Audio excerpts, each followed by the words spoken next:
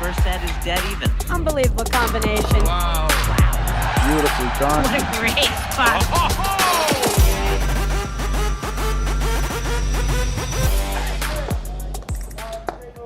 Hello and welcome to the 2025-26 APTA Men's and Women's National Championships. We are live from the Canoe Country Club in Summit, New Jersey, bringing you the 2026 APTA National Championships, with live streaming brought to you by the APTA membership and our tour presenting sponsor, Corians.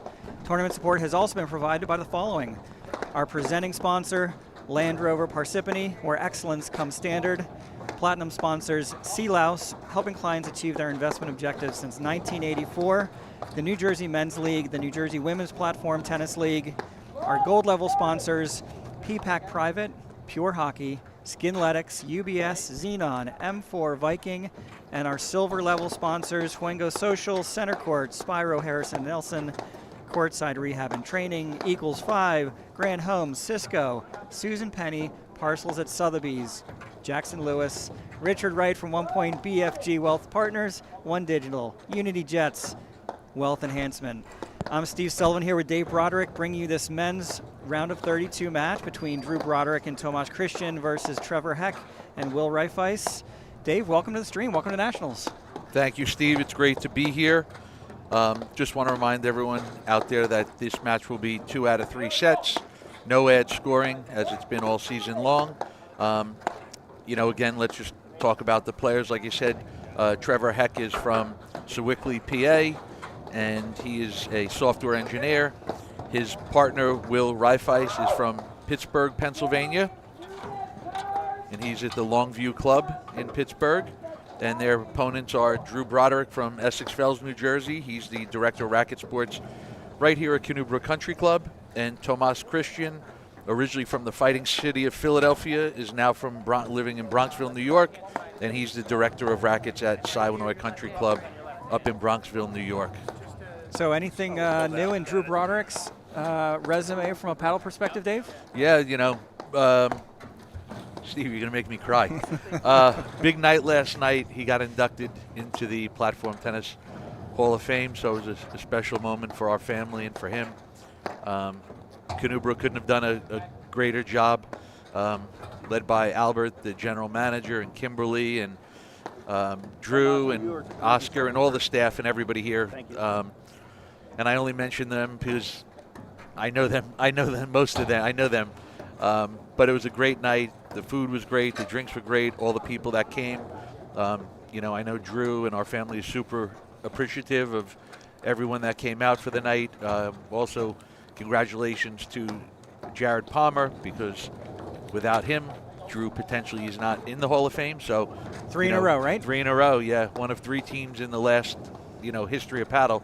So big congratulations also to Jared Palmer, and thank him for making it the trip and for all the years they fought the fight. And that's in classic Drew form, right? They started off in the first round with a 3-set mini battle, right? So this is the second round.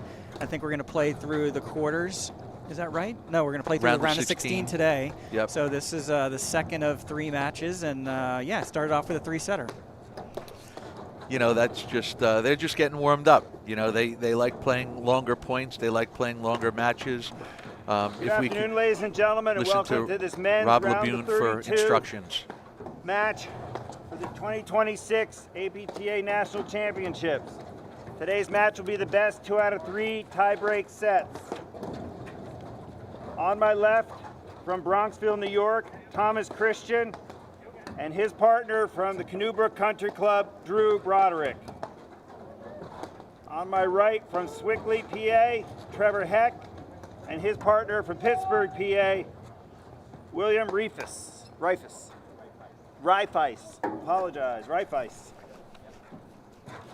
Heck and Reifeis won the toss and have elected to receive. All right, so Steve, just to let everyone know, up at the net with the gray hoodie is Tomas Christian. His partner in the black top, lefty, there with the pom-pom hat is newly inducted Hall of Famer Drew Broderick.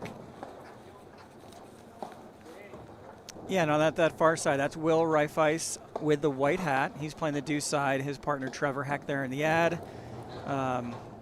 Keeping the hands warm. It's an interesting day. It's a pretty humid, wet day. It's probably, in the mid-40s. It's sort of nice paddle temperature. Perfect paddle sun. Yeah, perfect paddle sun. It's a very gray, a little bit misty day out there. I think there was a lot of rain last night. So, yeah, I think these teams are Mr. Broderick, ready to go. And Steve, Players ready? as you mentioned earlier, to get to this point, Heck and Reifeis took down Puig and ready? Tanaka in the first round. Play. And as you said, Broderick and Christian defeated Bonnet and Shannon in a tough 3-set match.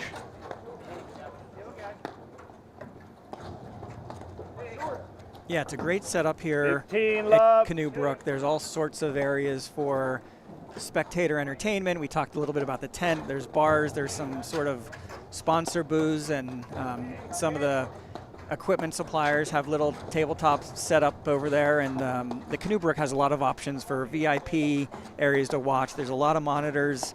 There's the above us where we are, Dave, is the pro shop and sort of the normal paddle hut viewing area from sort of the second floor looking down on the traditional courts.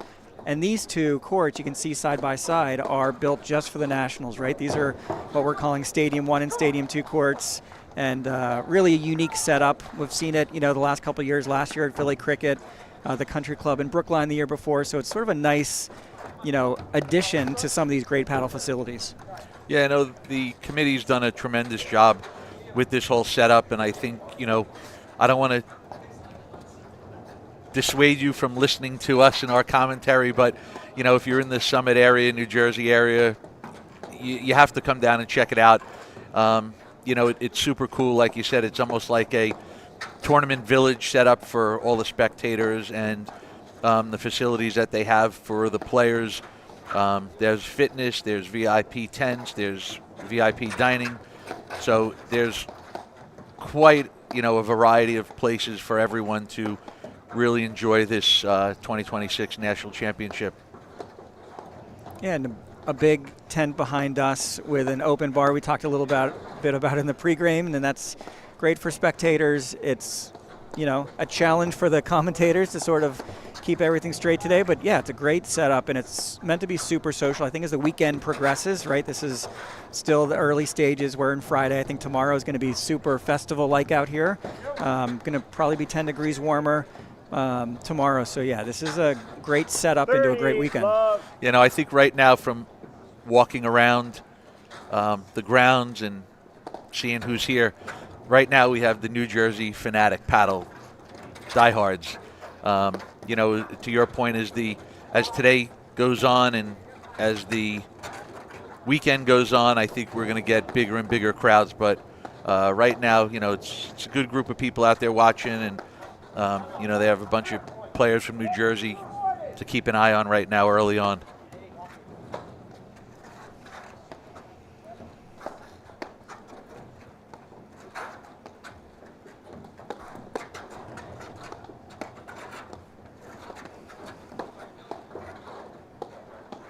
Just stuck there in the side screen. So 30-15.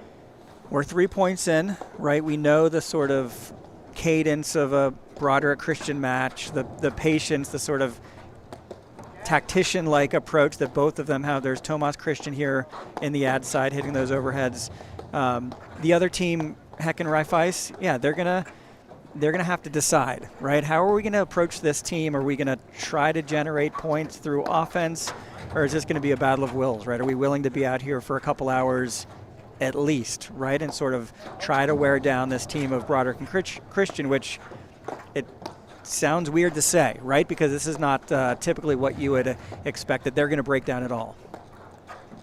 Yeah, and I think, when you do play Broderick and Christian, it's, making that mental decision of how are we going to go about this is one thing, and then, when it's the first set and you're an hour and 10 minutes into the match, it's 40, you start 50. thinking, is this really the route we want to go? Yeah.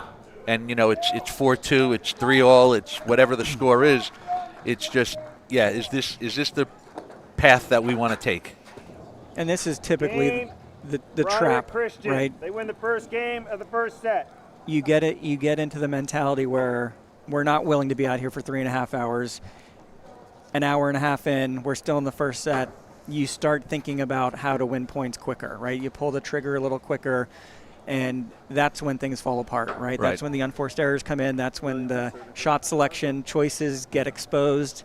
And it becomes a mental battle, right? All of these teams, when you get to this point, you're playing the Nationals, you have all the technical skills, you have, you know, all the ability to play. It becomes sort of mental, you know, decision-making at some point. And it sounds easy, and I say this often when, you know, if I'm doing a match with Drew and Tomas, or even, you know, Regalado Salazar to some degree, you know, it's one thing where you say, okay, this is what we're going to do.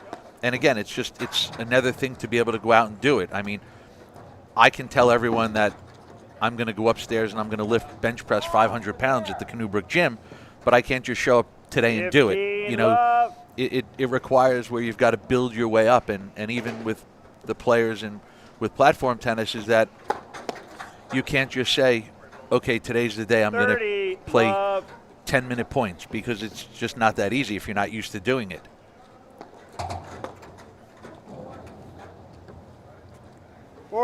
Love. All right, 3 quick points. That's Trevor Heck there serving. Nice camera shot there by Joho Media. 40-15. And I think if you're Heck and Reifeis, you kind of have to take advantage of these fast games, because you're not going to get a lot of them.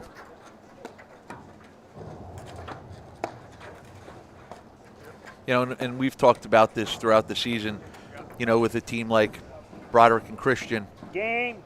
Heck and Reifeis. Mr. Christian the serve.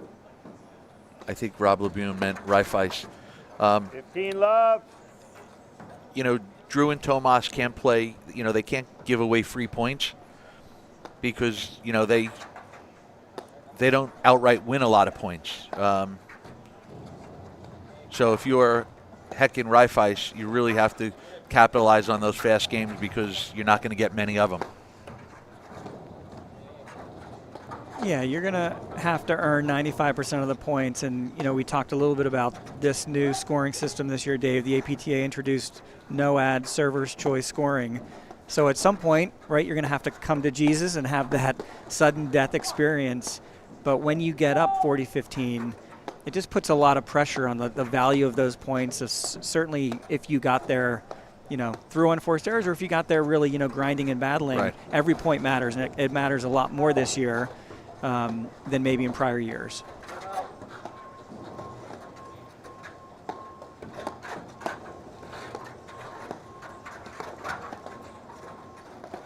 Good pick up there by Broderick off a good drive by Reifeis. Yeah, it was a good move, nice pace to get the ball at his feet, and he took his medicine and got out of there, right, when he didn't really have the opportunity to stay up at the net.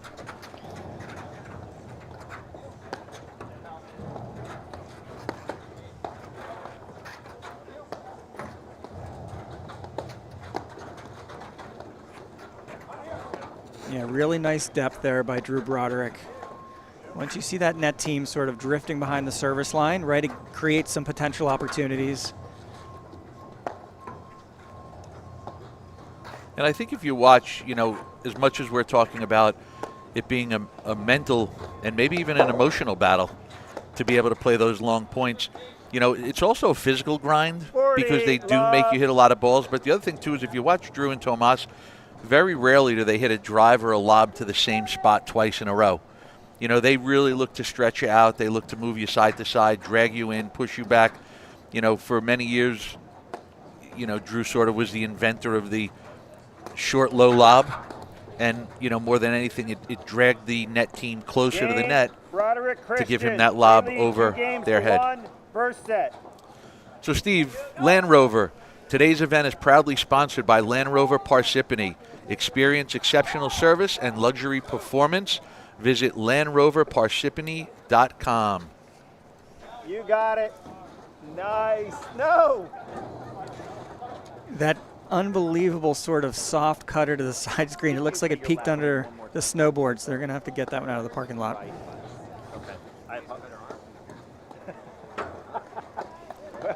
We don't have Paul Skeens.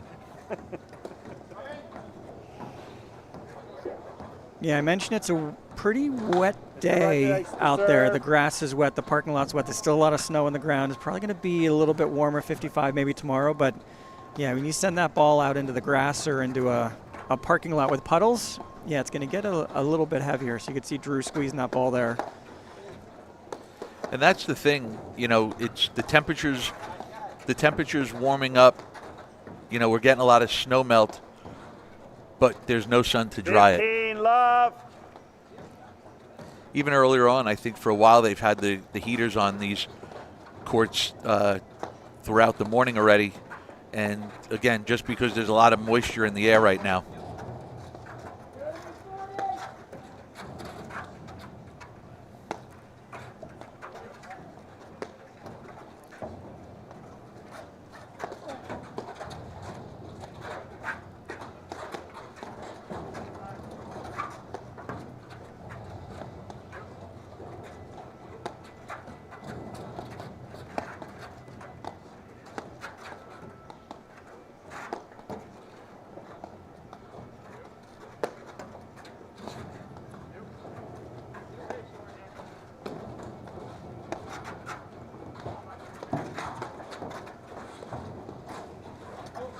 And you're going to see Broderick and Christian are going to look to do that a lot, where they're getting both players going for lobs, and that's what they're going to rely on to really create openings at the, you know,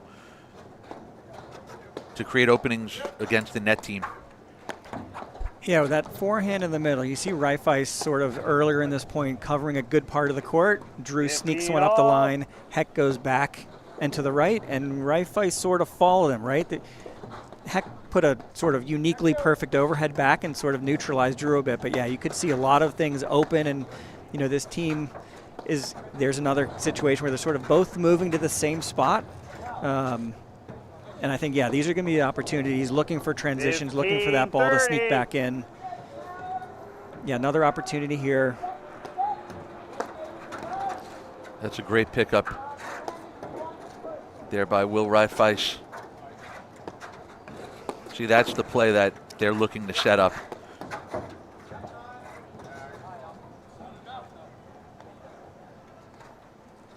$30 all.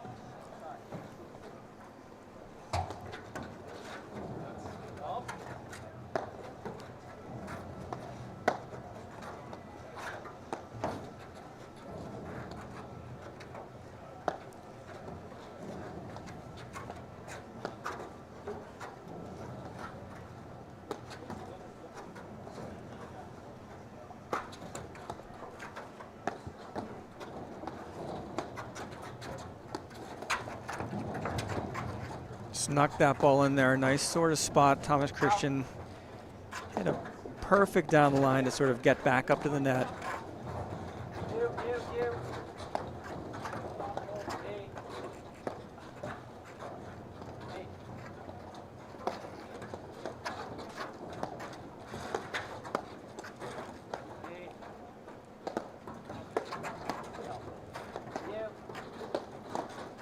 And one of the things for everybody out there watching, if you notice with Christian and Broderick at the net, you hear constant communication.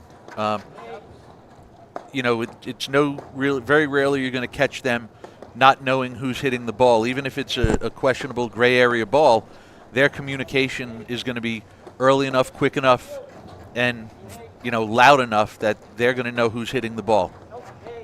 Yeah, and you can see him sort of moving in concert, right? This was one of the things when I played tennis and college tennis, our coach used to tie bands around our waist and say, you guys need to move as a system. When one goes this way, it's all about geometries of the court. Oh, nice attempt there, just drifted a little long. So you can see 30, there is the communication, 40. but they're sort of naturally moving with the flow of the point and staying in that right position to cover, right, the likely direction that ball's going to be coming from.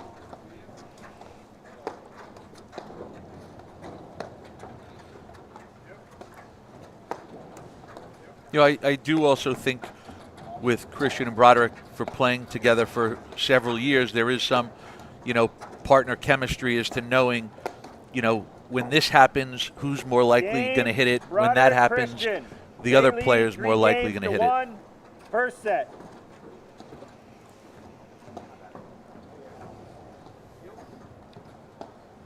And Steve, we should remind everyone out there watching, again, I'm not trying to persuade you to not come down to Canoe Country Club, but you know, we're going to have tons of matches live streamed all day today. You know, this is around the 32 match. We'll be bringing you every men's and women's round the 16 match. Will be live streamed throughout the day. And then obviously all the quarterfinal matches, semifinals and finals. But, you know, there's going to be a lot of platform tennis to watch today. Yeah, the APTA is going to bring a couple of the sort of high-profile matches directly, right? We're going to get coverage directly on those matches. We're also going to be doing something that we've done a couple times this year called Wire to Wire, where we're going to sort of simultaneously cover a group of courts, right? 2 or 3 matches at the same time, going back and forth based on the action, based on sort of how matches are developing. So, yeah, there's a lot of different ways to watch paddle later today, and we're going to get every match that matters, round of 16 on, to the viewers in some capacity. So it's going to be a busy weekend.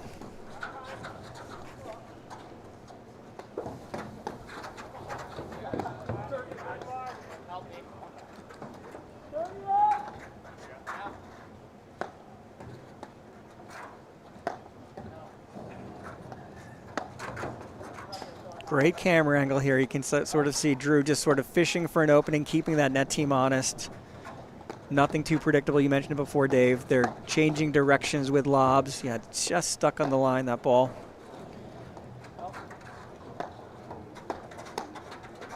And by the way, Drew's got a big forehand too, right? When he hits it, Yeah. when he decides to go for it.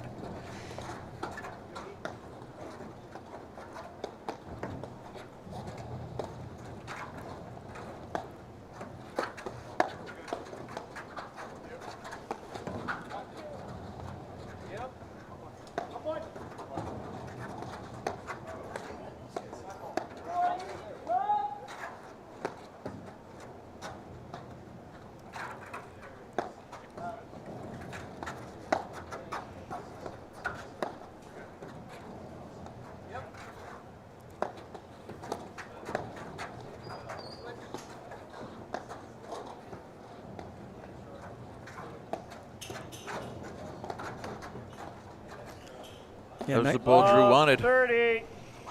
Yeah, nice placement. That net team sort of being very purposeful of where they're placing the ball to, you know, they don't want Drew's back in. That's the ball Drew was probably waiting for. Just caught the top of the net. But, yeah, it puts a lot of pressure to really think through what are the spots. And at this level, it's not about where the weakness is. It's where are the danger zones, right? Where are we going to get hurt? What's less dangerous? What's less dangerous, right? They're 30. making very specific choices, hitting it at the right pace, the right depth.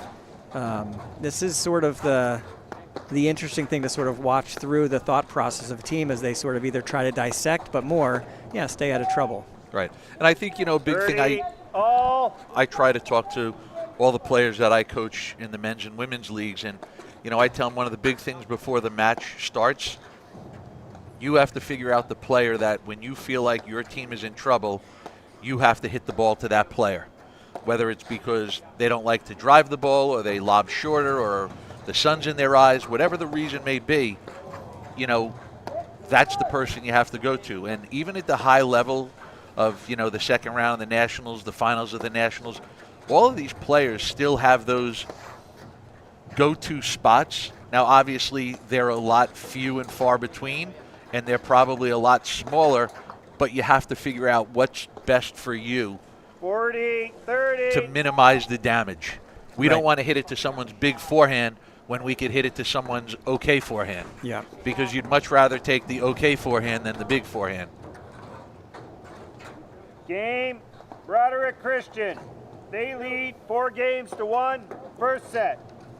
Corian is the official well sponsor of the APTA's 2025-2026 season. Corian is a fee-only wealth manager who puts their clients at the center of everything they do. Learn more at Corian.com. Good shot there of Tomas Christian. Again, big shout out to Joho Media. A lot of technology they're bringing to the game, a lot of different camera angles and sort of live looks, zooming in and out. Our producer Nick here is sort of, giving us a good perspective. That's Trevor Heck now serving.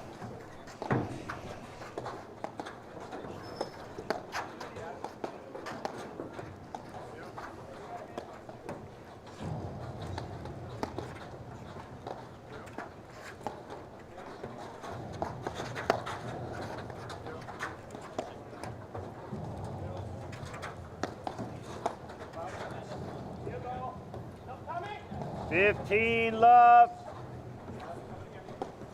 So, Steve, we want to wish Spider out there who's watching get well soon. He just had back surgery yesterday, so we wish him a speedy and a healthy recovery. I know he was upset to miss last night's Hall of Fame dinner, as he's known Drew probably since Drew's about 1 or 2 years old. So we want to wish him well and tell him that 15 we have plenty of paddle for him to watch all day today to try to speed that healing process up for him.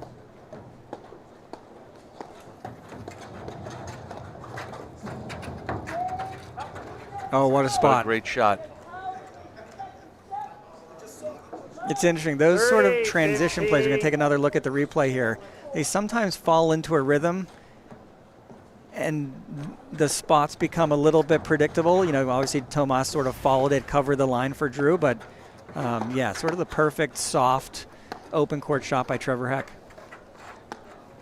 Some might say good guess. Well, that's right. The predictability. Right spot, right time. You think the right spot is the right spot until it's the wrong spot.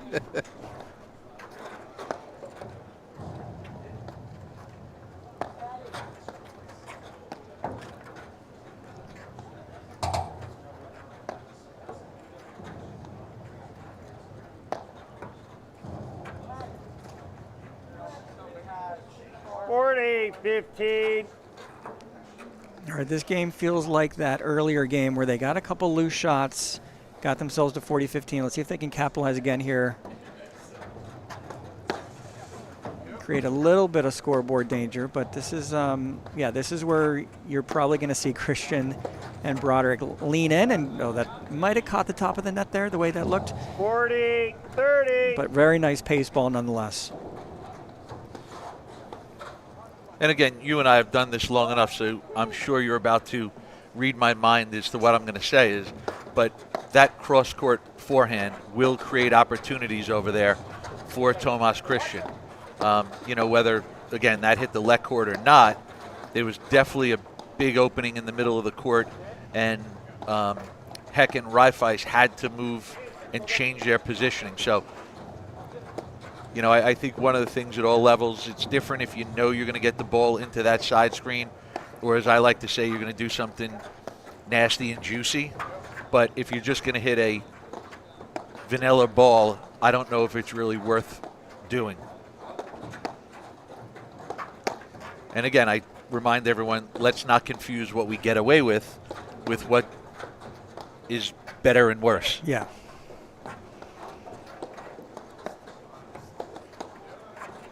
Yeah, these 40-30 points, to me, are some of the more interesting dynamics with the new scoring system, right? You're up 40-15, you're Heck and Reifeis, and you feel like you have a huge advantage. Now you're fighting for your life not to get into a 50-50 coin flip at a deuce point, right? So it makes the 40-30 point a little bit more pressure-packed than I think you would traditionally see. And I'll tell you what, you know, if you're the team up 40-30, and you lose that next point, I feel like the pressure doubles for you. Yeah. Because it's like, all right, we've already had one game point. We've had another game point. Now we both have a game point. Yeah, you've given that advantage away completely, right? And the other team's sort of playing with house money, in this case, down 40-15. If they can find a way through this point, yeah, you're right. All the pressure flips to Heck and Reifeis.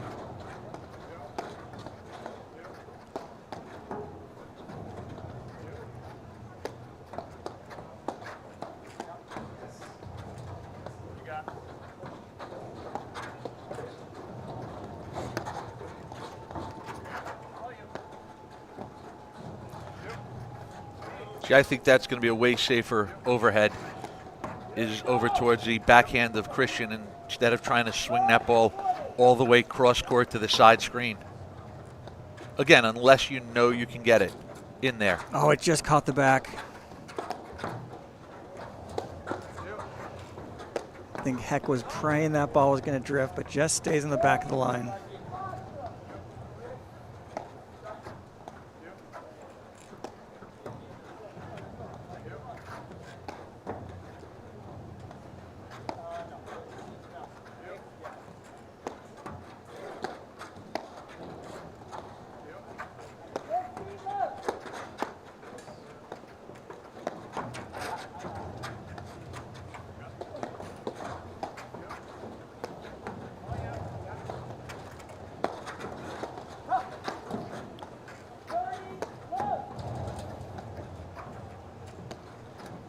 Oh, it's a huge cutter.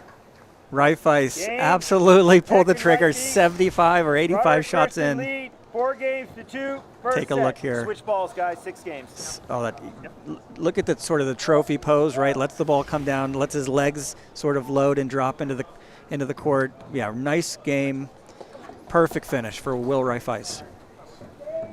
And that goes back to what we talked about earlier, where, A, how often is he willing to do that, and B, how many times is it going to work? Because after so many shots back and forth, that was a high risk, high reward shot, and it only got them to 2-4. But they had to work for it, right? They had to work very hard. And that's my point is like, how often is he willing to do it, and how many is he actually going to win points off of? Because listen, I'm the first to admit in practice, I can do that. The problem is, on Monday night or Saturday or whenever it counts, it gets a little tougher for me to do. Yeah, for sure. No one in the world knows I can do that because for me it's a practice shot because it's high risk, shot. So Dave, shout out to a buddy of mine from the Roll and Run Club, Ed Taylor, just shot me a text, and I'll let you sort of walk through this. He says, does Drew play ad? And now he asked that question because I'm a lefty as well, right? We have a couple lefties on our top team at the Roll and Run Club, and some of us are babies and like to only play the deuce side, right? The natural way. So he says, Drew plays ad, ? So what's talk about the origin of that, or obviously there's a backhand that's an interesting part of that equation. So Drew's played, and they actually mentioned this last night. Drew's played the backhand side probably since about 2003, 2004. When he first started, he was playing over on the forehand side, and so forehand deuce. The deuce side. I'm right, sorry, yeah, the deuce just side, for everybody out there that doesn't follow that. As I remind everyone, I'm the only one in our family that hits it from the correct side. My brother and sister hit from the wrong side. So he used to play the deuce side. Traditionally, he would play over there, and and one of the members of the Short Hills Club, Ron Cummins, was like, why don't you play the backhand side? You're the best guy on the court, and if I don't ever want to hit the ball to you over there, I don't have to. So, being the best guy on the court, why wouldn't you want to see the most touches? And, playing against right-handed players, right, they should be coming over to you more than you getting buried over in the corner. So Ron Cummins was a big, instrumental in getting Drew. And he's like, yeah, but I thought lefties play the forehand. And Ron's like, for as good as you are, you could do whatever you want. So that's a super good perspective because some people don't think about it that way. The benefit, one of the benefits of a lefty-righty is when you both have the forehand in the middle, you can decide. Right. Who are we going to attack? What's the benefit of going ad or deuce? And better or worse player, you have that option of giving that forehand overhead in the center to the person based on where you want to naturally play the point. So great, that's sort of interesting learning for us. That's right. Drew naturally, he lets them feed in to his strengths. Drifted a little bit long there. 30, all.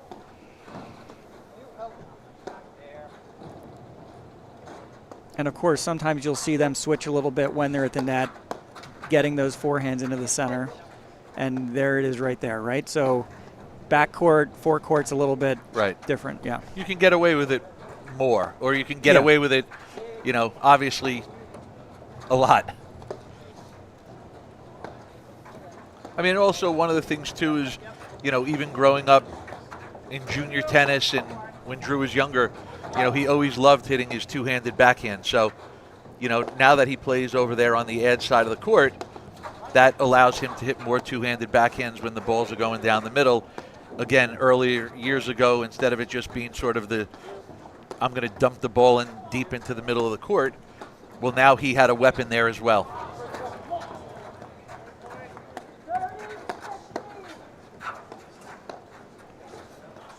Nice handsy little backhand by Will Reifeis just to sort of keep Drew honest there. And one of the things One of the 30, things 40. I'm a little surprised that Drew didn't get around and take that as a forehand, why he waited so long to play it as a backhand. But one of the things I tell everyone is, you know, over the years, you can imagine how many times people have asked and been surprised about, you know, even with right-handed partners, Drew playing the ad side. Heck and Reifeis. You know, righties win play the both first sides. game Why of the can't second lefties play set. both sides? Excuse me.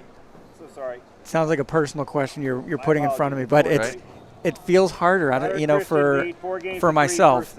The forehand out of the corner just feels a little bit wobbly, right? It doesn't feel as natural sort of laying in a backhand, but yeah, absolutely. I think this is also what we try to push back on the people that say, I play ad, I play deuce, I like this side. Why don't you mix it up? Like, develop your skills, and the more creativity you can get, yeah, it's just a part of learning, of figuring out the different angles and the different feels. But people like their sides. People Right. got very comfortable. You know, one of the things I try to explain to people and tell them is, you know, unless, as far as I know, that if you get lobbed over your head and you have to switch sides, I think you're still not allowed to call timeout in platform tennis and switch sides. So you may get stuck over there. So my feeling is, hey, look, if you get stuck over there for a couple of shots and you survive, well, why can't you go there for points, games, sets, matches? And, you know, one of the sort of tactical things you see very successful by some teams is when things aren't going their way, switch it up. Right. Change of a set, obviously, right? You have the opportunity to switch, you know, who's returning from which side at the new set. And it can invariably sort of make the other team think differently about how they're constructing points, what was successful, whether it's the perfect place for you. It does bring a new dynamic into a match. All right, so from 4-1, 4-3, right? A little bit of a loose game. Yeah, I thought the last two games from Drew and Tomas, Broderick and Christian, were a little bit loose. You know, they'd like to have them back. They can't. Again, like I've said, they can't afford to play, you know, loose points in bunches.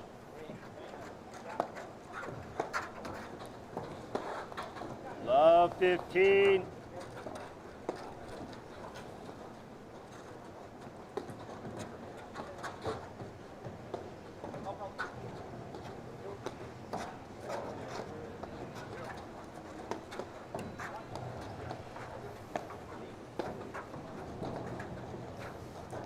And again, we talk about this quite often, but, you know, going from 1-4 to 3-4 serving, All. they're still kind of behind a little bit. They still might be at a slight disadvantage until they get it to 4-all.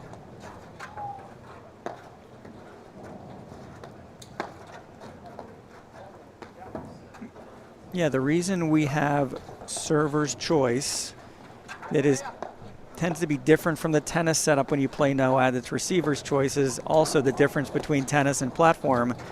The returning team tends to have an advantage. If you look at statistics, if you look at data, holding serve is not the same thing. So that's right to your point.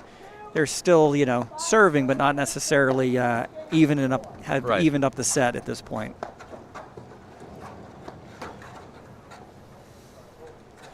Yeah, last couple games, Drew's got to tighten things up here a little bit.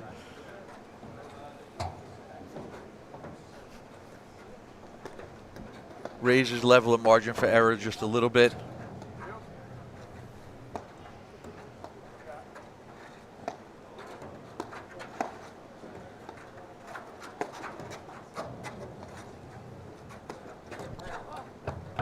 Oh, nice coverage there. That one didn't move as much as that one to get to 4-2 we saw a couple games ago from Will Reifeis, but he's definitely got that shot, willing to pull the trigger. 40-15.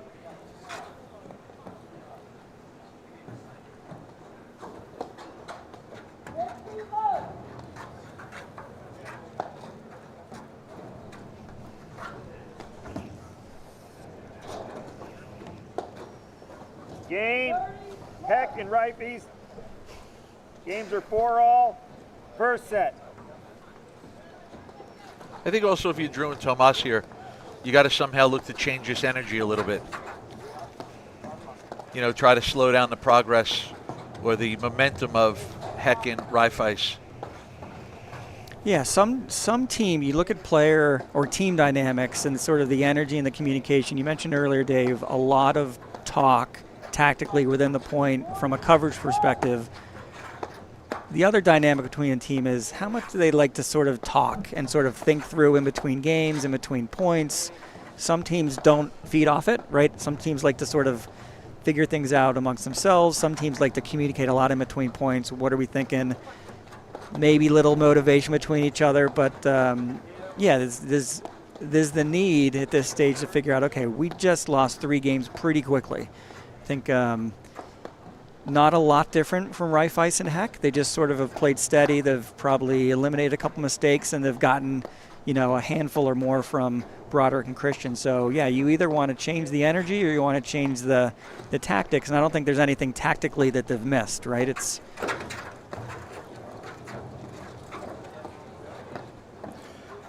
Yeah, and I think for Tomas and Drew, I don't think there's going to be a long conversation. I think they understand that, you know, with their game plan and their style of play, it's just a matter of, comes down to making and missing. And, you know, they've kind of missed some shots in the last couple of games that they, you know, normally don't miss for different reasons.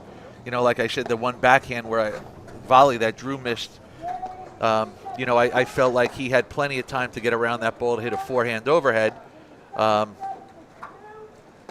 You know, so you can see that there's no such thing as an easy shot. And to your point, I think it's, you know, if you're Heck and Reifeis, I mean, basically they haven't done anything different other than just keep more balls in play on their own. right. So if you're them, don't overthink it. Don't over-talk. Just sort of keep doing what you're doing. Play points. Just play the points. It's coming to you a little bit. They're getting a few gifts and some charity donations on unforced errors, but they're playing very solid. So it's just, again, keep playing, right? Keep playing the points. Play how we play.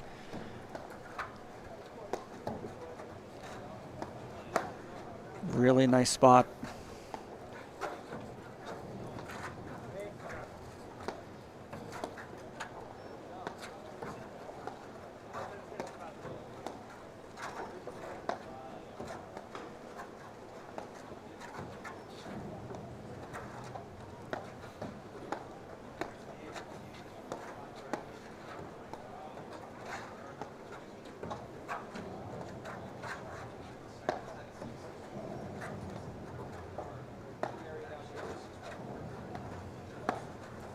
Yeah, Drew's using that deep lob to sort of create this opening. You can see him sort of mixing in that.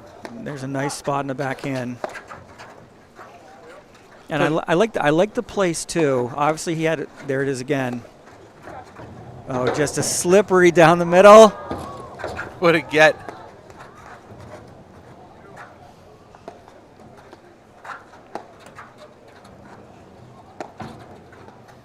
Again, great job.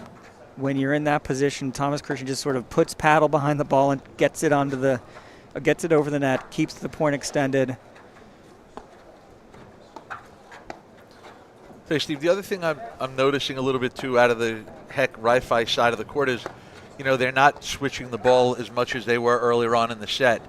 You know, we haven't seen Tomas Christian wind up and hit a big forehand in quite a while. You know, there's an opportunity there. But, you know, I think they're, regardless of the side they're going to, they're kind of playing a little bit more to that side of the court. As now as I'm saying that, they decide to hit the ball side to side.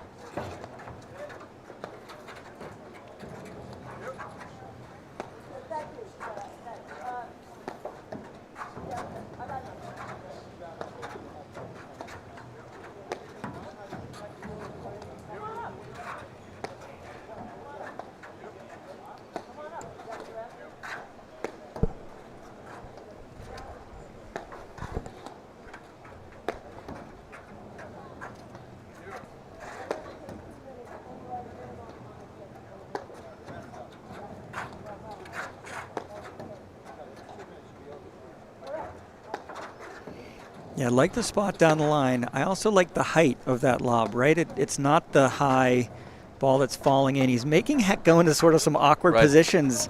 It's sort of that low. Wow. Oh, no. Let's go. You hear Will Reifeis. I'm not sure if he looked at it, saw it coming. He just put his paddle there. Let's take another look.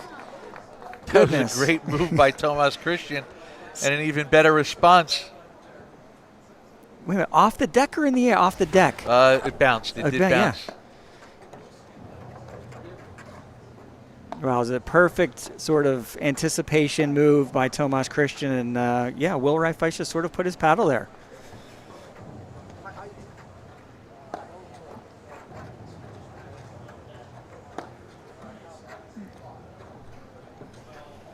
Love 30.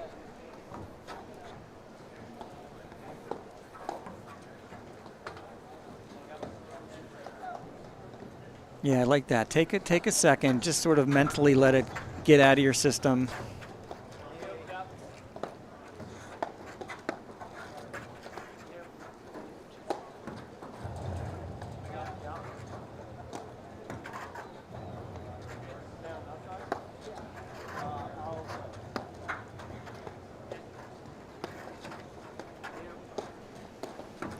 So that get by Reifeis, I mean, that can take the wind out of your sails. Well, you're also within a 3-game run that's going against you, right? So they're willing to hit 100 balls every rally, but yeah, those are the points that they typically win. And, you know, it'll be interesting. You know, I'm almost thinking through, like, how do you put Reifeis and Heck back in a position like the beginning of this match where they go for shots, right? They, you know, maybe they give him opportunities for some offense, knowing they can defend it, but maybe bringing in some risk reward and some errors, because for the last 25 minutes, Reifeis and Heck just really haven't missed. I was just thinking the same thing, where I don't know if they've missed a shot in a bunch of minutes.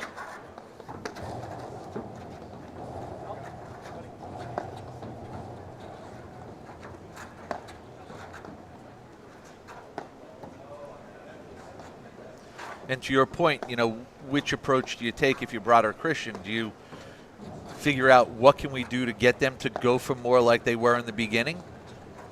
Or do we start going for more ourselves? You know, I don't think they're going to want to go for more themselves, because that's not maybe in their comfort zone. But that's a great point. I mean, you're right. Heck and Reifeis haven't made an unforced error in quite a while. Yeah, this is a little bit. Last year we saw one of these sort of tactics from Salazar and Regalado. It's almost like they wanted the other team to hit ground strokes. They hit that softy down the middle, but then they start hitting it soft and short down the middle. It's almost like, hey, we can volley this, and you coming forward only gives us an opportunity to get the ball behind you. Yeah, so it's a unique tactic, but it's almost like, yeah, where do you go to change something? Oh, just final breakdown. 15, Finally, 30. they missed a ball.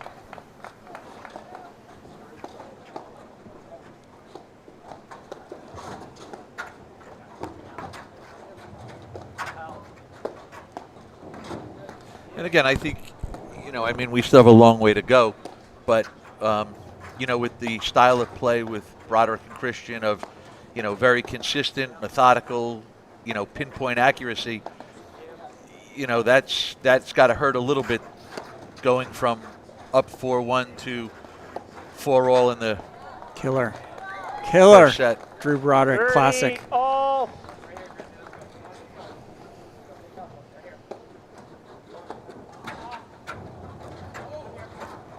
You know, and I think one of the things, too, to look at, too, it'll be interesting to see. I mean, obviously, Drew's been here many times 40, in this situation. 30. He's played a million tight matches, whether it's the first round, second round, or a final. Tomas Christian is kind of getting used to the big stage.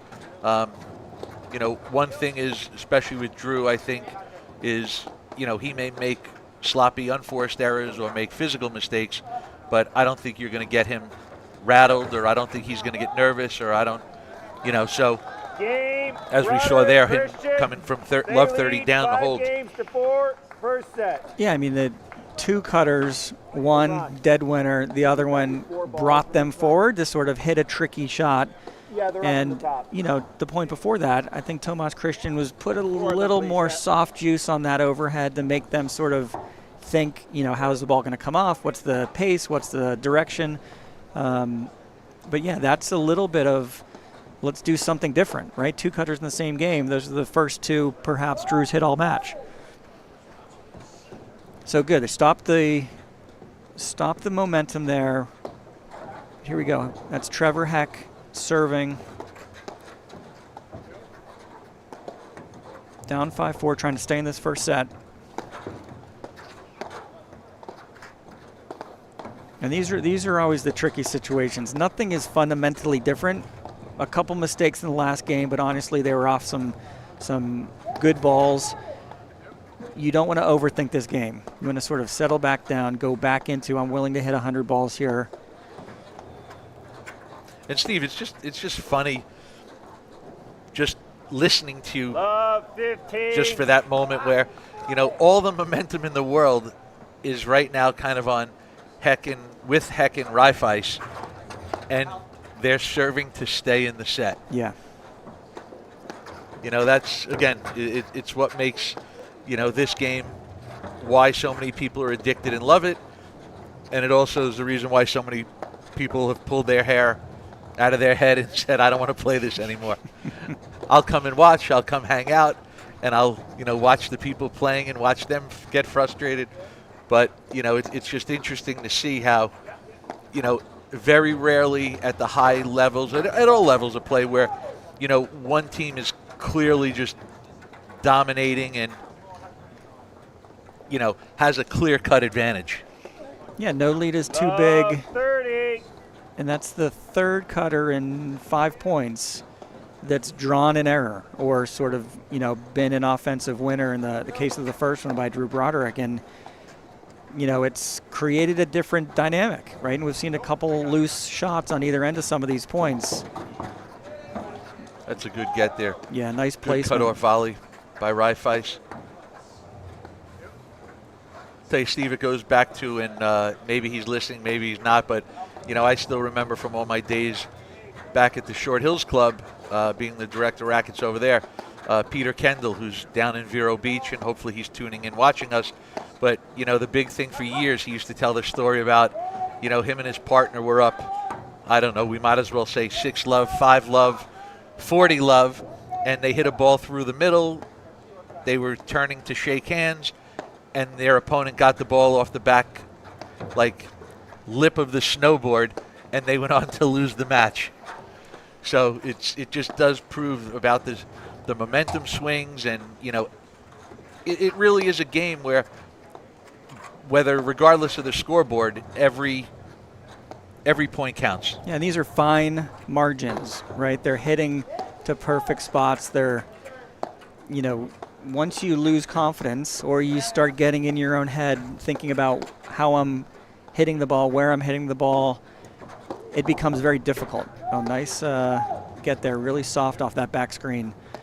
But that's what you don't want to do. You don't want to overly have to think, and you get in this situation where they should have everything behind them, and all of a sudden, you're serving to stay in the set, and yeah, it feels like you're down 6-0, 5-0, 40 love.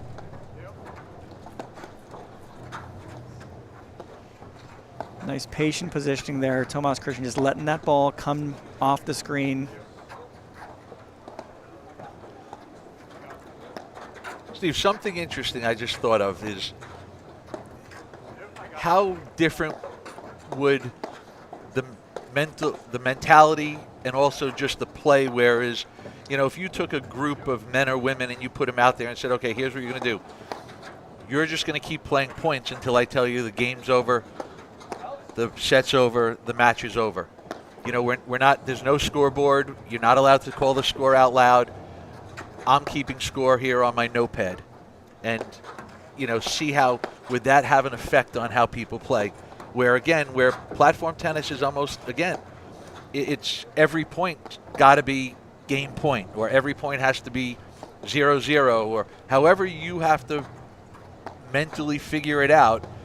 But every point. Like, again, I'm a big believer in, we talk about traps, and whether you're serving or returning and it's a 40 love or a love 40 point, and you kind of go for something more than you've been going for, like that's the trap. That's when, from the Midwesterns, because I'm still loving it. One of the sponsors, the water going down the drain, that's where it starts. It starts on that, well, I'm going to go for a big return of serve, or I'm going to go for a big serve on this point. That's where the trap starts.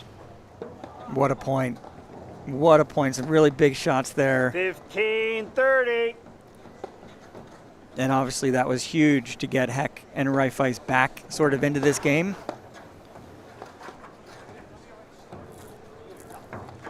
And I think one of the things too, they're riding the wave of Reifeis. He's come up with some spectacular shots. But again, it's like I said earlier on, if he can consistently do it and keep doing it over and over and over, hats off to him. And you know what? Sometimes whether, regardless of who's favored or who's the better team, who's the more experienced team, if someone comes out and just actually beats you, well, it doesn't happen a lot, but you kind of have to tip your cap to them. Yeah, Reifeis has pulled some, 30, even in that last point, an unbelievable dig. He's got a lot of skills, and he's willing to hit cutters. He's willing to sort of hit that big forehand we saw 2 points ago. But let's not forget, Trevor Heck may not have pulled the trigger so many times, but he also hasn't missed in my memory. Right. So you're getting a little bit of a balanced Will Reifeis hitting big shots. Also, he's missed a couple shots that he wants back. But yeah, Trevor Heck incredibly solid, and that's sort of the dynamic of a team that sometimes you need not a role player, but you each need to be a role player and figure out, you can't sometimes be doing the same thing as a team. And I think as we, as the game's evolving and changing all the time, I think you see more players that are willing to try to win points, and they're willing to lose some points.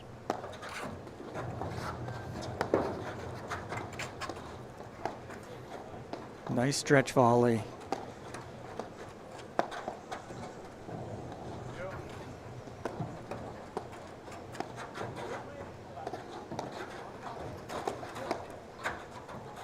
Really good volleys there by Reifeis.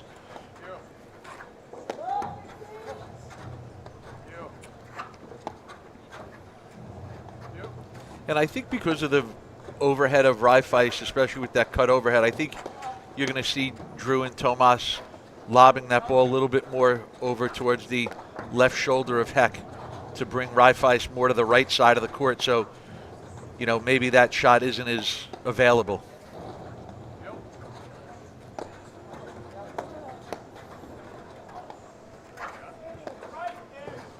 Yeah, nice volley by Reifeis. He's also a little bit handsy, giving it a little bit of extra sort of push into, the deeper part of the backcourt.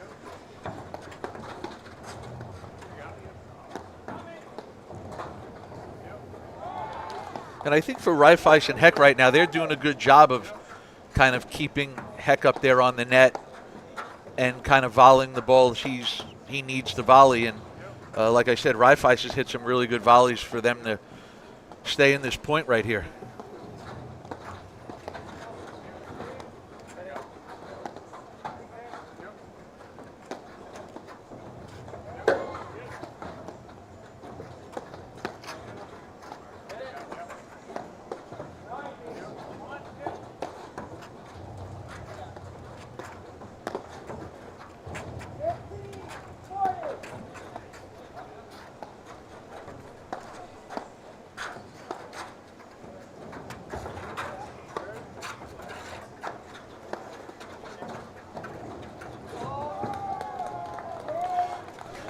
Tough little spot. A little spot he was aiming for. I don't know if 4-5-30 all in the first set is when you wanted to get involved in cat and mouse. But interestingly, Drew hit Game. And first set, Broderick Christian, 6-4. All right, so just like that, we'll be right back in just a moment after these messages right here on the APTA YouTube channel with live streaming brought by Joho and Streambox Labs and match statistics provided by Court Director. Luxury requires no invitation. Presence needs no introduction.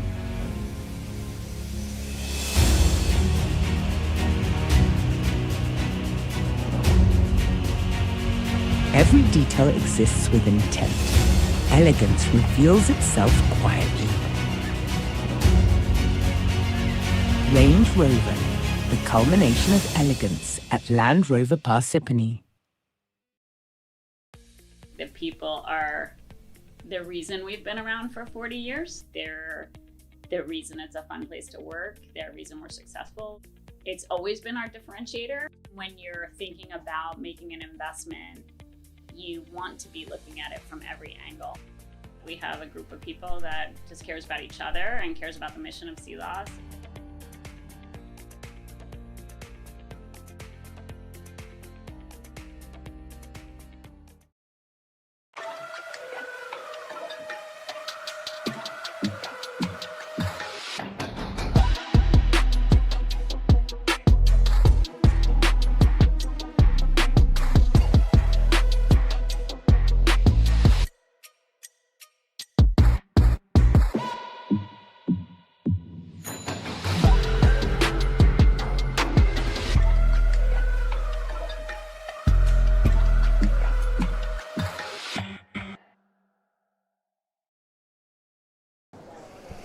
Welcome back to the APTA Tour. I'm Steve Sullivan here with Dave Broderick at Canoe Brook Country Club. Men's round of 32 match. Broderick Christian just take the first set against Heck and Reifeis. That's a picture of Will Reifeis there, trying to get composed. It was an interesting first set, Dave. You know, we saw a quick 4-1 lead by Broderick and Christian, and then Heck and Reifeis stopped missing and hit some of the shots of the tournament maybe that, you know, kept them, you know, back to 4-all, and then, yeah, a little bit of a loose, quick finish, you know, the other direction. Nice shot there. That might be your nephew sitting there watching his dad play. It is. He's, and congratulations to him and Mason Faraday. Vincent's 13, and I believe Mason is 11 or 12, and they just won last week the 15 and under junior national championship. So congratulations to them. And yeah, it was, you know, it was an interesting set. You know, I think Heck and Reifeis played really well. You know, they kind of tightened things up. They hit some good solid shots. You know, they got some rare mistakes in bunches from Broderick and Christian. But, you know, again, when it got a little bit tighter, Broderick and Christian just kind of played the bigger points better.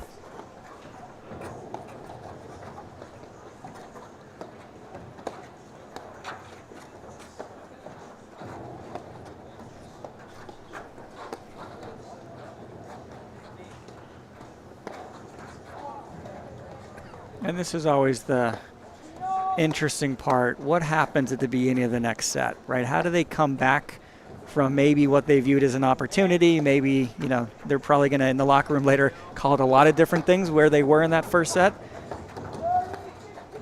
Oh, nice patience from both ends there. But yeah, this is, you know, you're coming back into the second set. You played a really good first set against an unbelievable seeded team. What you don't want to do is start trying to win the match again, you know, in the first game of the second set and bring those unforced errors, the questionable shot selection back into the match.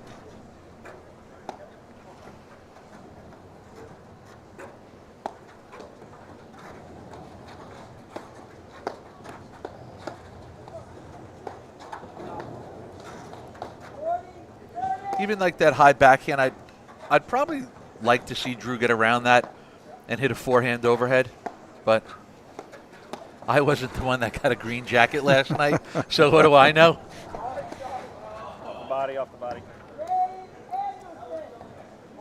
Yeah, I think it reflected. I think it went paddle body. Love 15. Quick call by Rob Laboon there in the chair. Good to know he's still paying attention. That's it. Rob's a veteran umpire. He's been at this for quite a while. Again, another cutter draws another error off the cutter. Right, put the team in a position to sort of do something and hit a ball. Now you can argue they're not the most provocative shots, but nonetheless, they're drawing errors. And even early on, we saw in that first point of the second set where, you know, Heck's looking to move in a little bit and maybe try to force the play. And, you know, you saw a rare one there where, you know, Drew and Tomas kind of went back-to-back hard off the back screen. So, I mean, maybe Reifeis and Heck are looking to change their game plan up a little bit and maybe see what can we do to speed up play from the baseline.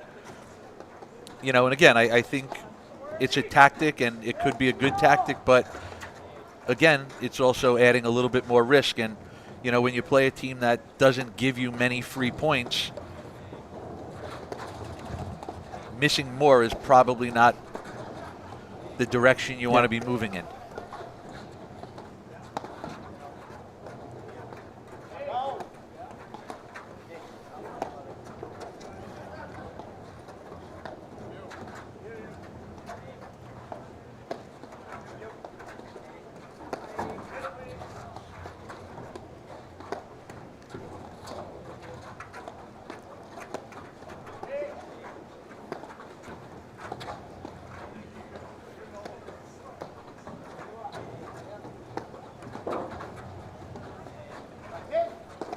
You mentioned this before, Dave. You're not going to get too many of the same thing in a row from Drew Broderick, right? He's going to, I think he's windshield wipering this drill here a little bit, right? A different spin, a different screen, different sides, right? It very sort of keeps it very dynamic and doesn't let the team fall into a rhythm. All of these shots are somewhat different in making the person in the backcourt hit a different type of ball.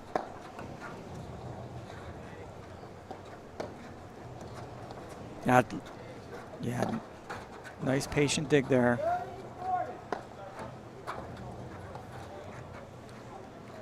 And it does look like Broderick Christian have sort of made a decision that Broderick is going to hit a lot of these overheads over to the corner of Reifeis. So we'll see how that plays out through the rest of this second set. 15-30.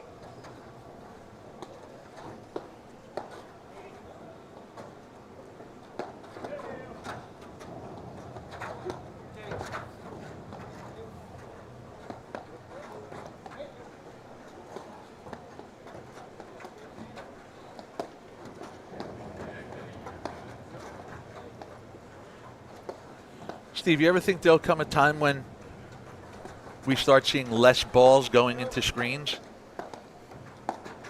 Because you watch at every level now, and it's just, especially top level national championships, where when was the last time you really saw somebody miss a screen? Yeah, I mean, the ability to sort of let it diffuse pace, diffuse spin, or sort of let the ball, you know, set up a little bit. It's an advantage, right? Some, you know, lower level, some players in clubs don't like to use the screens, right. And sort of it takes them a while to realize the screen is your friend, right? You're not in trouble letting it go back there. Actually, it's assisting you to give you time and hitting the ball at a different place and a different pace. But yeah,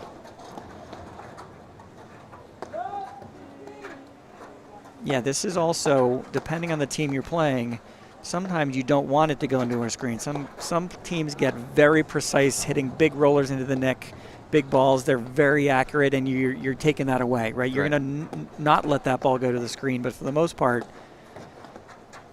you know, as the net team, you're also using it as a way to not let that, you know, baseline team take a good look at a ground stroke, like right there.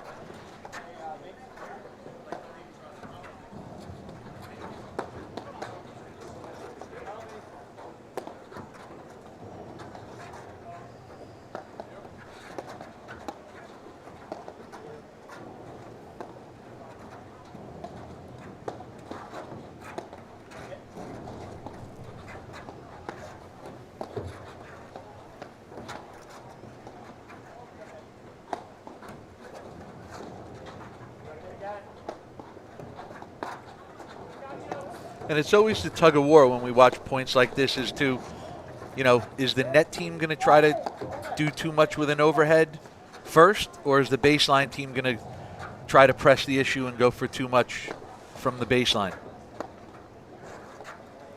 Yeah, you've seen Will Reifeis be willing to hit a couple backhands.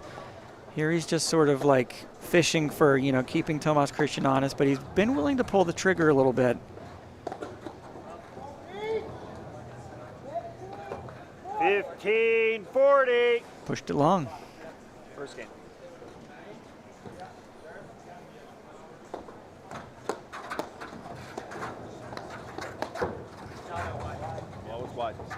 Just missed. I love the move. Very sort of, yeah, that 30-40. one-hander, almost unreturnable if it gets through, but missed it. Just missed it wide. Again, the game points, in this case the break points, are hard earned, but now they're back to 30-40, right? They got to sort of grind here and figure out, you said this earlier, like what is it going to be? Is it us or is it them that's going to sort of make a difference in getting them, you know, away? Have we seen a sudden deuce point in this match? I don't think we have. I don't think so. That might be the 6th cutter in the last 2.5 games. Could get there by heck.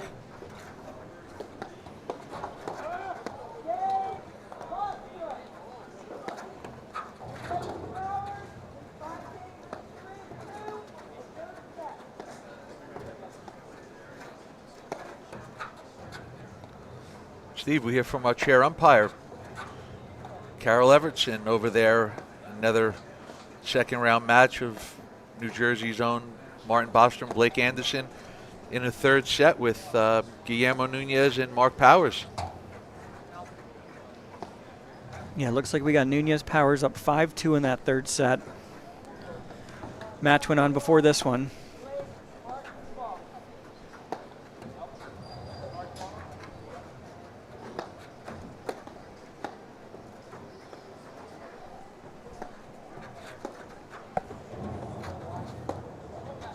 And there it is, pulled the trigger, just missed it long. And then here we go. I think this is our first undeuce point.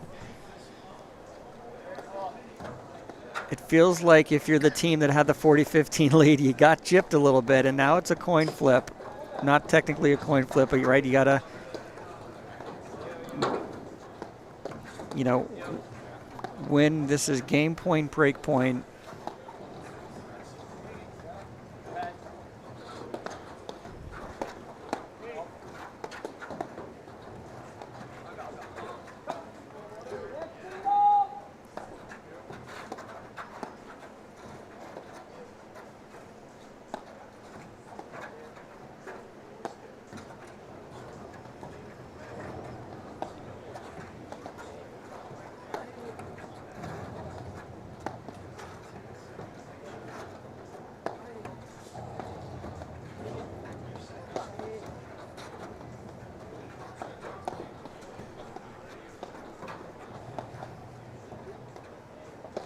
Steve, what's interesting, and tell me what you think about this, is, you know, Broderick and Christian at the net, they're hitting quite a few balls to Reifeis, who is probably the more offensive player of Heck and Reifeis. And, you know, he's, to your point, he's willing to swing. He's willing to go after some shots. So, you know, I find it interesting again. You know, I'm sure Christian and Broderick have a plan and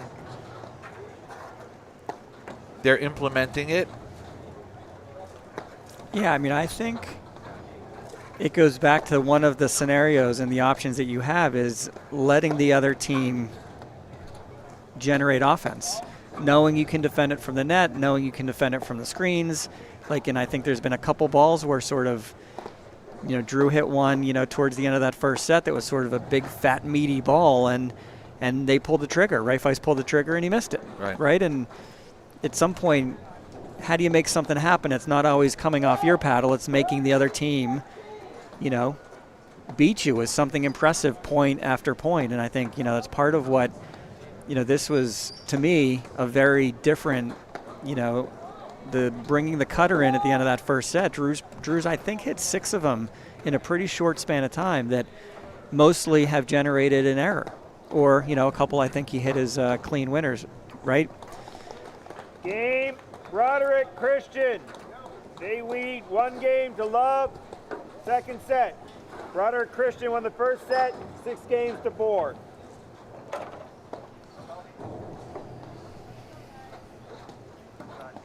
Maybe that's part of the answer right there. Maybe they feel like, they can get Reifeis to make a mistake before he's going to hurt them, where Heck is just going to keep another ball in play, another ball in play, another ball in play. And it's almost being willing to let him be successful once or twice out of 10. Right. Out of 10, right? Let's see if he can beat us. Because we all remember the one we made. Yeah. So it's not the 1 point, it's over the course of 10 points. What really happens? And if 6 or 7 go our way, then maybe that is the right thing. Let him take some swings, let him win some points, but on average, we're going to win the point. And it's sort of that calculation that you make. 15 love. Now, the bigger serve there from Heck. He's sort of got a little bit of a simple motion and a simple serve, but sort of went after that one on the deuce court.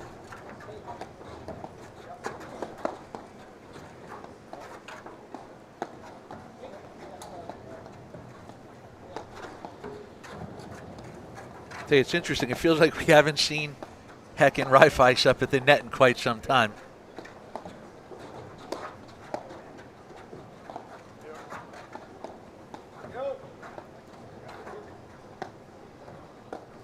Yeah, so it's interesting to see what that game mentally does to Reifeis and Heck, right? They got to 40-15. They grinded. Then slowly but surely, they went for a few balls, and it was a few too many, and they made a couple errors. And yeah, I love the spot. Reifeis is a little bit of a happy feet approach, right? When he gets into trouble, he tends to go up. His feet get off the ground a little bit. There he retreated, and very difficult to only hands that when Drew's ball's really sort of moving and dipping. But I think, Steve, in all fairness to him, I think Heck's got to hit that ball knowing 1,000% he's getting it into Drew's screen. Yeah. Side screen. But if you are not 1,000%, you're going to hit that ball into Drew's side screen over there. Someone's eating it. Yeah. 30-15.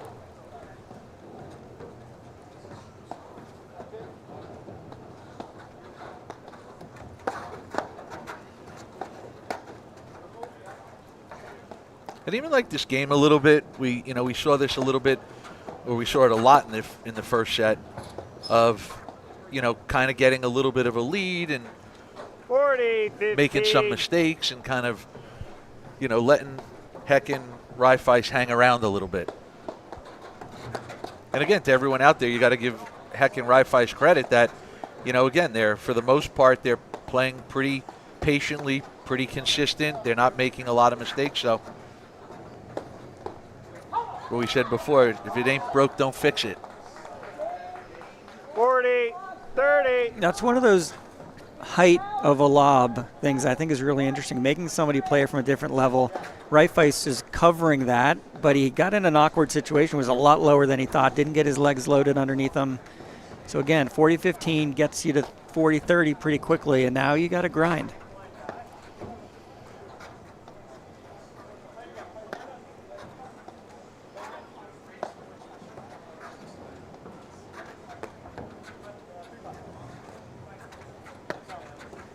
Nice adjustment there by Tomas. Yeah.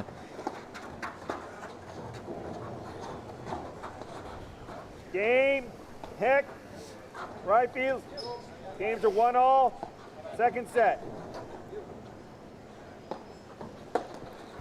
All right, Drew stretching the legs there a little bit. I mean, we talked about the first round, 3-setter. Round 2, where I think we're about an hour and a half into this match. And they got one more coming, right? So yep. It's, we sometimes forget, even with this no-ad scoring, these are very long, athletic days that you need to figure out your body as much as anything else on the court. Yeah, Drew's got to cut down on some of these unforced errors. I personally know that he's not trying to do it on purpose, but he's got to figure out a way to, corral some of these mistakes.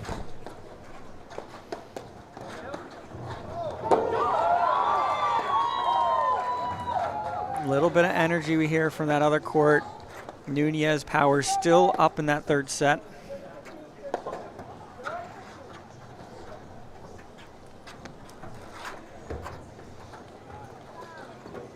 You see a good cut overhead there all. from Broderick. And it's interesting because it's almost like, you don't expect the flashy shot from Drew, 15-30. and you don't expect the unforced error. And, today we're getting a little bit of, some really good flashy shots and then some uncharacteristic, I don't want to say easy mistakes, but unforced errors that we're not, we don't normally see out of Drew. Yep. But the cutter, it absolutely changed the dynamic at 4-all in that first set, right? Yep. The first one he hit, I think, was clean. And then 2 of them generated errors. They win the first set, and he's probably hit 5 more in the first, now 3 games, 2.5 games of this set. So it's definitely sort of purposefully been brought in, and it's been effective. And I know he uses it sparingly and very effective because, he definitely understands that the more you use it, honestly, the less effective it becomes. And sometimes, it just wears you out more than it does more harm to you than it does good.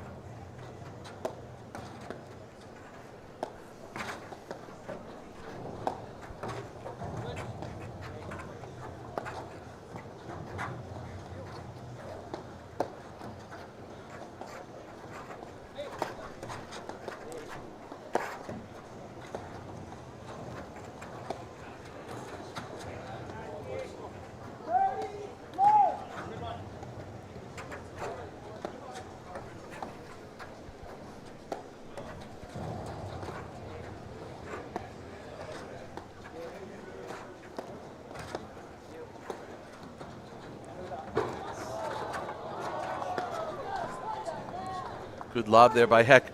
Also, Steve, we want to remind everyone out there to, look at Court Director if you're looking for all of the match results that are going on here at Canoe Brook and throughout the tournament of the 2026 National Championship, APTA National Championship. What a spot. 15-40. All right, third game in a row. Heck and Reifeis jump to a 40-15 lead.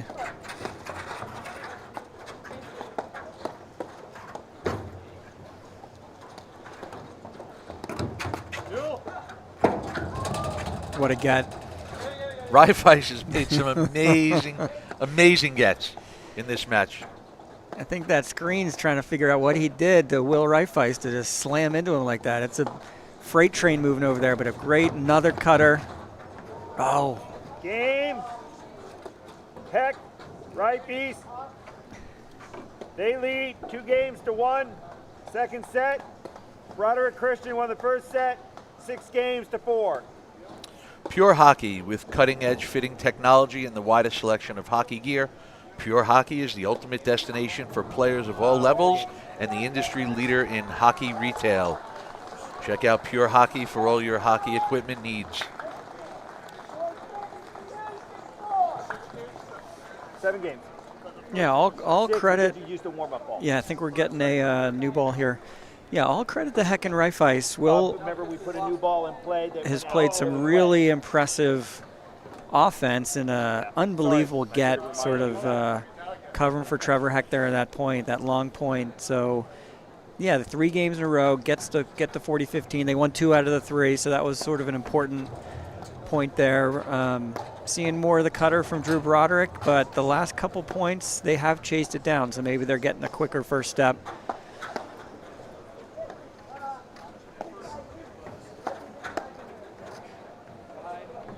Yeah, big backhand there by Drew Broderick.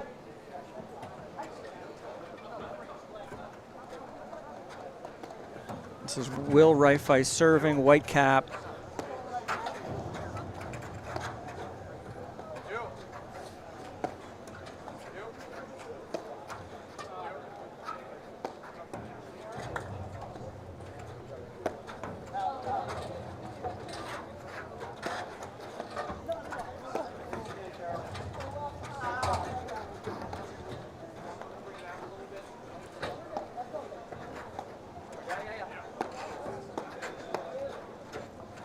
Take it.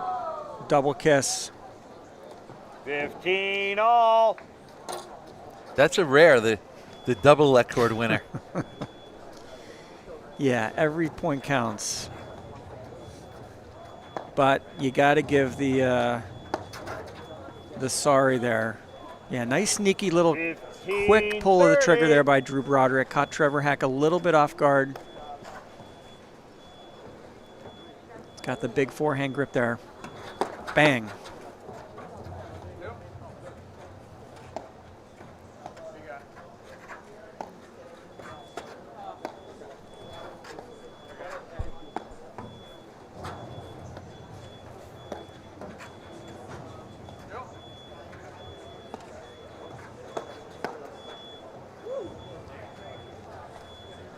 See, I think if you're Broderick, 40.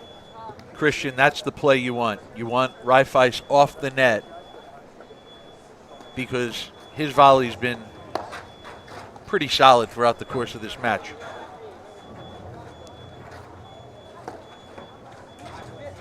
And again, it's not that Trevor Heck's volley is not good.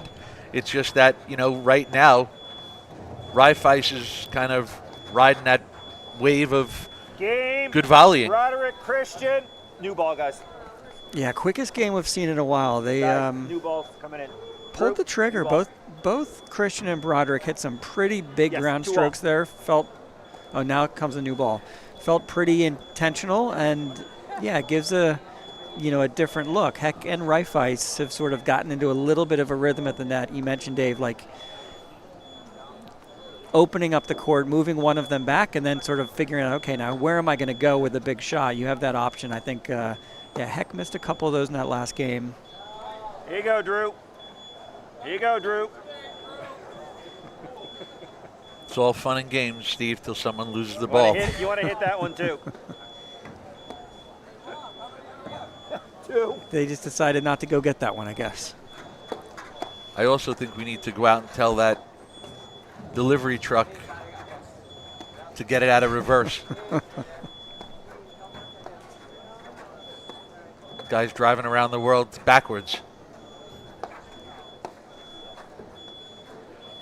Steve, problem is it doesn't sound like he's going very far.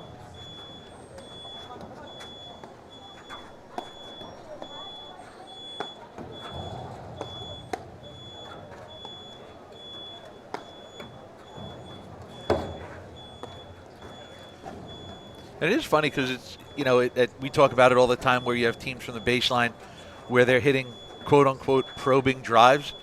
I think to your point from earlier on with, Drew's variety and his overheads, sometimes he's almost hitting probing overheads to try to get you to go for something that, I want to believe, and I'm not just trying to give him credit, but I honestly think he sort of knows when I hit this shot, 30, X or Y can only happen. And if I can be able to cover the two of them, it's not going to hurt me.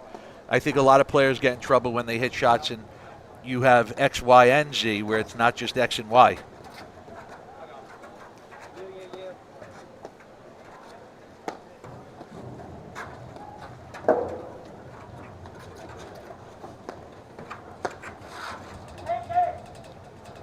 I don't mind that look. 15. No, he wants to hit that shot. And Reifeis was sort of heels on the service line there, so I like the look. And they've gotten a few points pretty quickly here in the last game and a half. So I like going for a little bit extra pressure.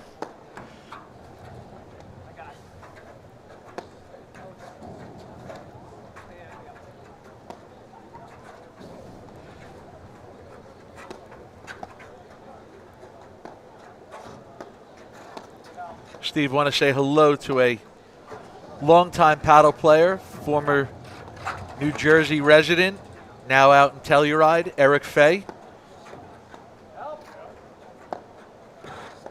He's tuning in, watching the action.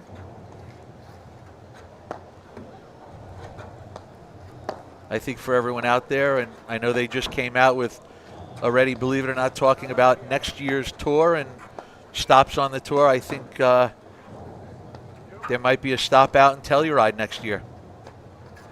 Sign me up. What do you think? The APTA Jet's going to get us out there for that one? I don't know, but I'll tell you what, even after this year's event out in Denver, Matt Puig doing a great job with that. You know what? I'm willing to get on a United flight to get out there for it. Super cool atmosphere. Guillermo Nunez, Drew Broderick out there, Alvi Regalado, Jose Salazar. 30 all. Yeah, that looked like a True, fun vibe. You know, I called one of the matches out there that the crowd support, the energy of that crowd. It was sort of an interesting light show a little bit, you know, calling the players out of the court in Denver. 30, So, yeah. 40. Might have to do the road trip to Telluride next year. Game. Heck, Reifeis. They lead 3 games to 2. Second set. Broderick Christian won the first set, 6 games to 4. M4 paddle, made for the movement, made for the battle, made for you. M4 clothing.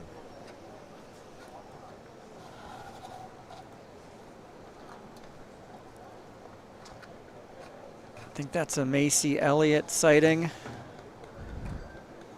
Yep, she's sitting there courtside waiting for her next round to start. Later today again, I believe the women's round of 16 matches will begin at 4 o'clock. That's right.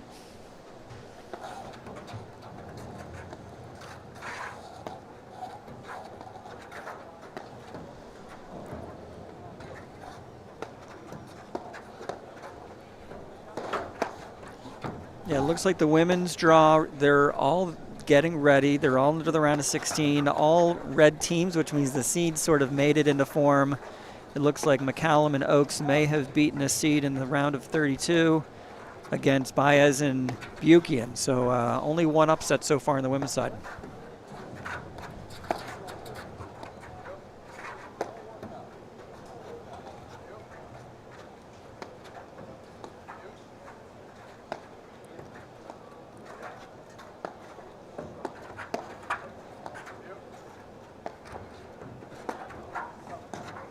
Caught him. I like the spot. 15.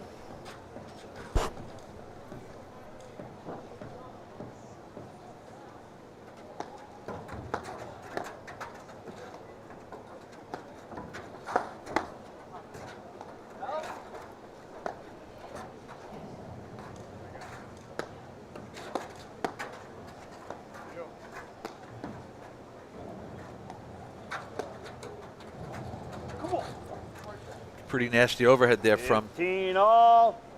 Will Reifeis. Yeah, it's that cross-court cutter, letting it sort of drop down shoulder height, right, coming across it. Guillermo Nunez has it as a lefty, right, other side of the court. Russell Benkheim's got that as a righty as well. It's almost that new offensive shot that's just an absolute killer that's coming to the tour this year. Kind of that cross-court, cross-body. Yeah.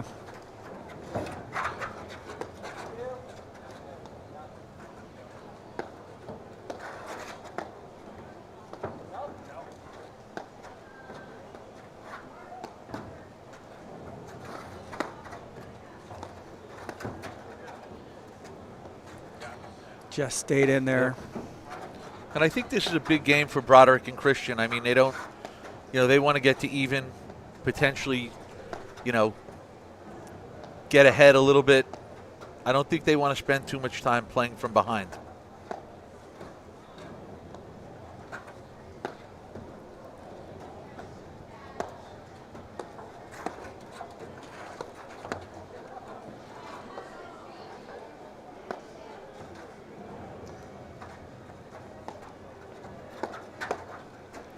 Wow, really. Oof, he went for a little much. That ball stayed down pretty low. I thought he may like fish it up the line a little bit just to get back to the net. Just really good hands, Will Reifeis, keeping that ball in the court.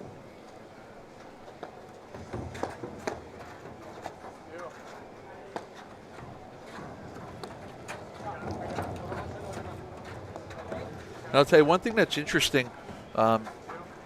We saw a lot more switching at the net from Heck and Reifeis, where they were really trying to get Reifeis over on the left-hand side of that court, hitting more of the overheads, where, we've seen Heck hitting more, they're not really switching out as much as they were earlier on.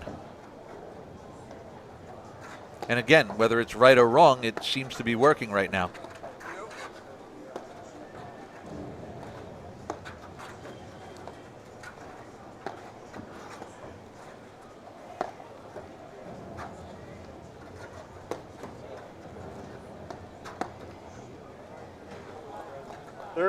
All.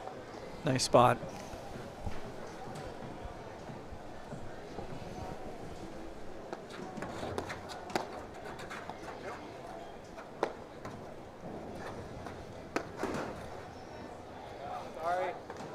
I was just about to say, I think this is the way they feel more in control of the point, with Reifeis over there on the right side of your screen at the net.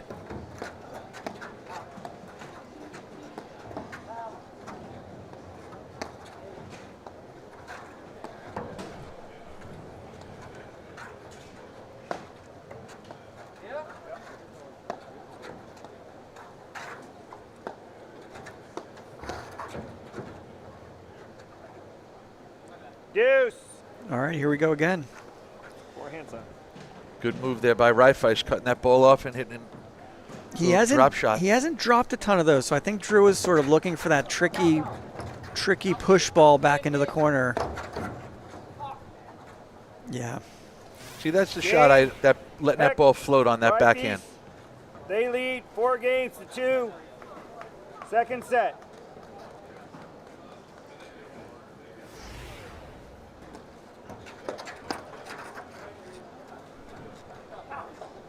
Love 15. All right, Broderick and Christian, you got to dig deep back here.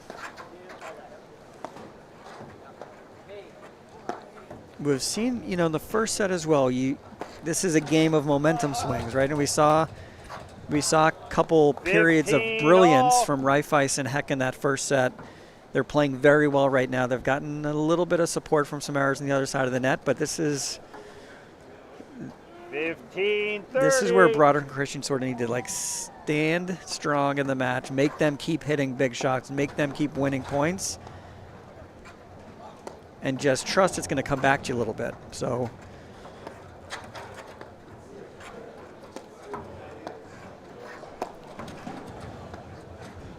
I also think we're seeing a little bit that we don't normally see from Broderick Christian of, they're usually pretty steady. We're seeing a lot of highs and lows. We can't say that for every team, because there are teams that do. They get on a run and then they make a couple of mistakes, where Drew and Tomas are, definitely more of a consistent, steady team, and we're seeing a lot of highs and lows from them today.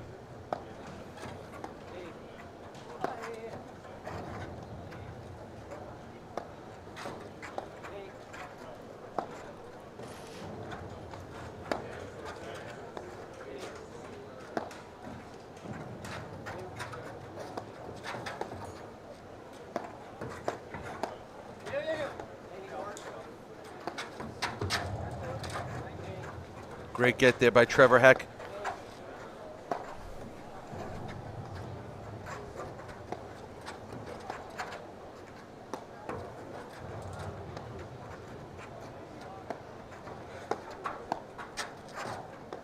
Little sneaky backhand there by Will Reifeis.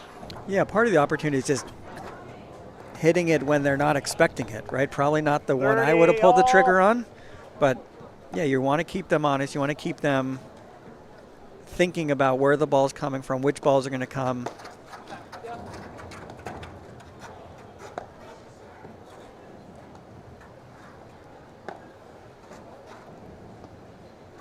I think if you're Broderick Christian in this setup, I think, again, you know, you're looking to lob to Heck more. See another good overhead there. 30, and kind of get him off the net a little bit.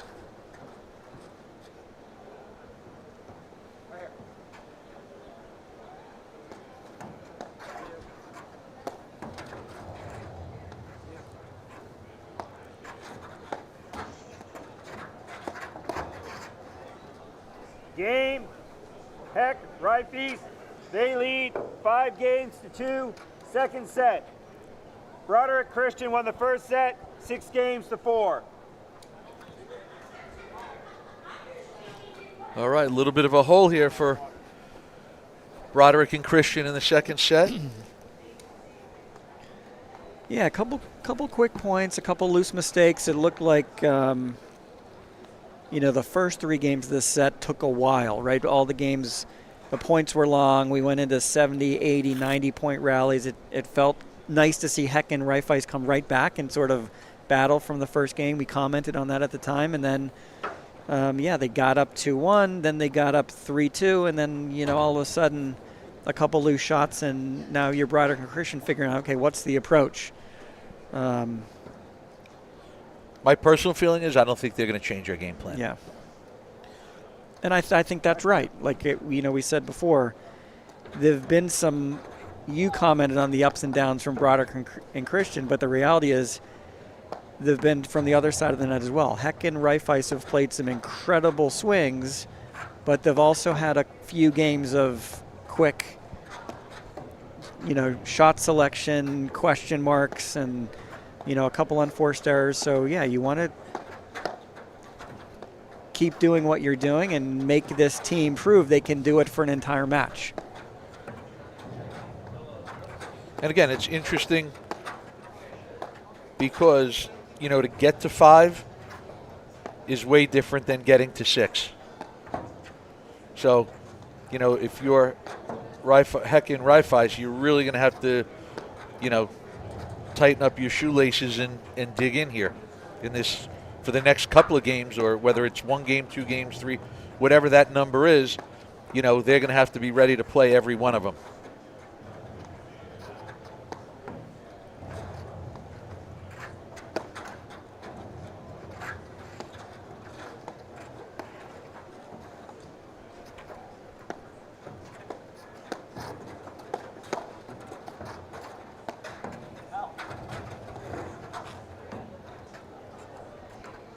I think that one went under the net. Yeah, it did. 15 love. They only get a half a point for that. Yeah, I like the offense from Tomas Christian at that point, but yeah, Reifeis and Heck are up for the challenge. 38 love. All right, 2 points away now from the second set.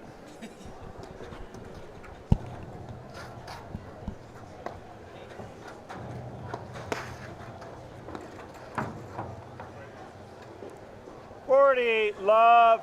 All right, 4 set points here for Heck and Reifeis.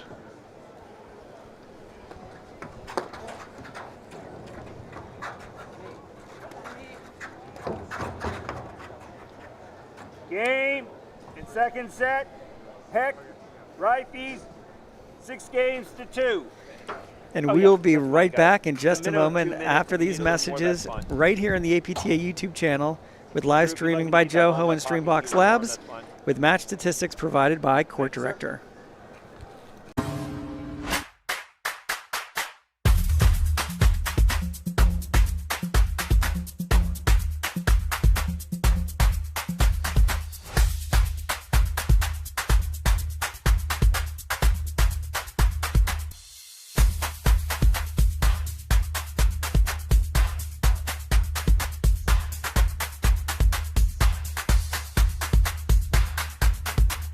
For many athletes, recovery is an afterthought, but it needs to be a priority. We created highly mobile, highly portable products. The light therapy helps ease soreness and keeps my muscles feeling fresh so I can bounce back faster. And honestly felt like my muscles were getting stronger.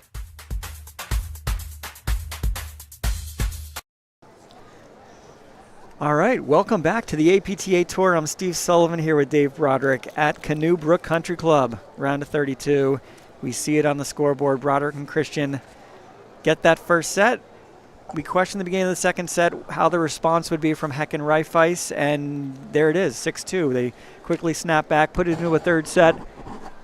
The second three-setter now today for Broderick and Christian. They had a tough one in the first round as well.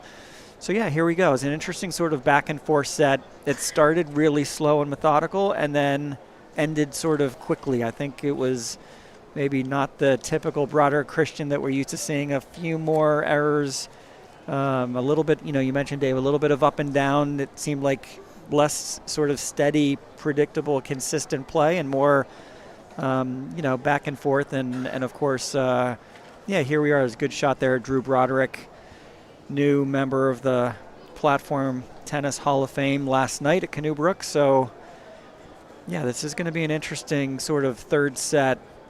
Heck and Reifeis have done everything right so far for the most part. They've played big when they need to play big, and they've been steady when they need to be steady. Well, and just to add to that point, I think Heck and Reifeis haven't done in a while anything wrong. I think, again, they've definitely, I think, been the steadier of the two teams. I think I'm all right. Even, in this No, it should be good. 2 sets of play. Thanks, Ron. Even though we're all tied up here at 1 set all, I think there have been less dips in their level of play, which, was surprising because Broderick and Christian, they're known for their steady play. That's kind of their game plan, and they go for those quick hits when they get an opportunity. So, I think for Drew and Tomas, I think they know what they need to do. It's just a matter of now doing it. Yeah, to me, the beginning of this third set's pretty important. I think it's more important for Heck and Reifeis than it is for Broderick and Christian. But it'll be interesting to see, both teams, or Tomas on, the side of Broderick and Christian, left the court. Heck and Reifeis, I believe, left the court. Bathroom break. Here comes Will Reifeis in the white cap. Back onto the court. His partner Trevor Heck there in the gray. Yeah, it'll be interesting to see if they can sort of keep up this level and sort of, again, keep it up at the time of not knowing, okay, how are Broderick and Christian now going to respond, right, from losing that second set. So it's going to be a interesting start here.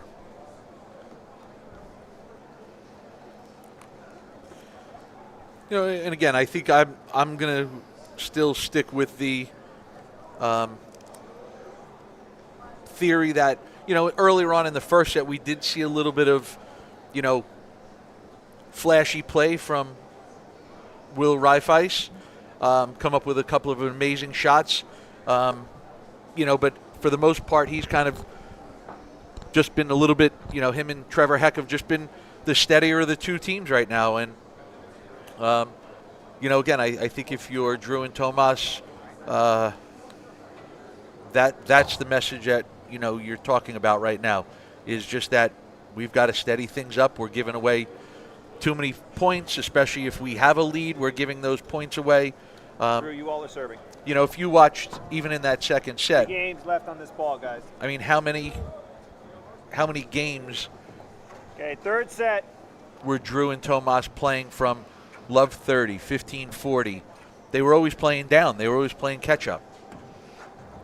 Yeah, people talk a lot about getting to 30 first in a game is just a huge mental advantage. And, we talked about the first 3 games down 15-40 very quickly in each of those games and grinded back to win one of them. They lost the other 2. But I think you're right. They've a little bit been playing from behind. And what that also gives the other team is a little bit of freedom to operate, a little bit of confidence that may not be their, traditional style of play. So, yeah, here we go. Kick off to the third set. Well, the other thing, too, to add on to that point is I think, you know, when you're always playing from behind, especially when you're on the baseline, you know, how many chances you're willing to take. And, you know, that might change the mentality and the shot selection when you're out playing. And, you know, I mean, if we go and if you were to take one team at the baseline and one team at the net, if the baseline team would have just hit all defensive shots, analytics show us that the net team's going to win. You know, and I think in order for the baseline team to be effective, you've got to have the ability and the willingness to lob balls and drive balls. You can't just drive every ball or lob every ball because, again, you give up any advantage you may have from playing from the baseline.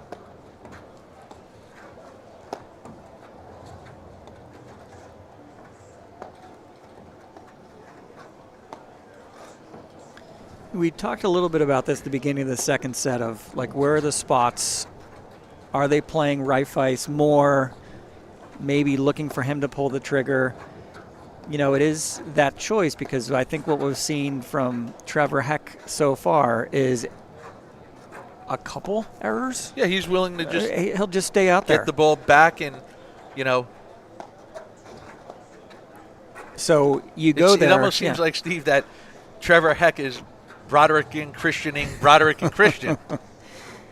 Yeah, he's incredibly steady, and he's playing his role a little bit. And again, that's not a negative thing to say. He's playing, you know, a different role. He's just playing his game. He's playing his game, and it's incredibly effective. So if you're Christian or Broderick, you may know that, okay, that's a safe place. It could be a reset spot. We may think, let's pepper Reifeis and get a little bit of offense. There was a game or two where he pulled the trigger a few times and made 1 out of 4, or, you know, ended up winning 1 out of the 4 points. So, nice, sneaky, and again, okay, just as I say he's not going to pull the trigger, Trevor Heck pulls the trigger.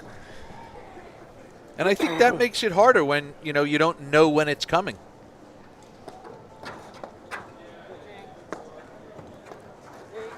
And again, you've got to give credit to Reifeis that, one is he's not getting impatient, and 2, he's not making many mistakes.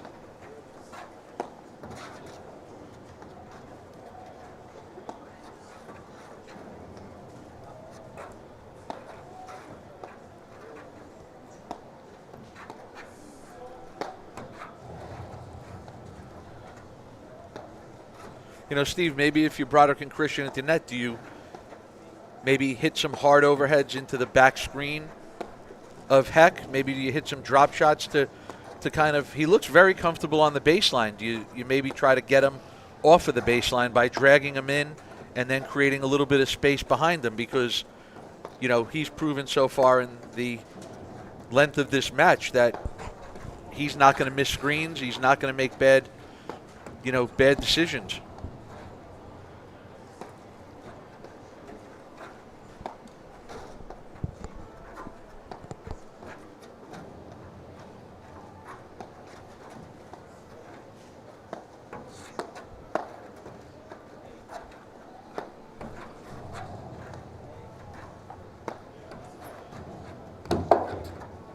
Nice dig there off the nick. And again, this is point number 2 of the third set. So both teams really sort of digging in.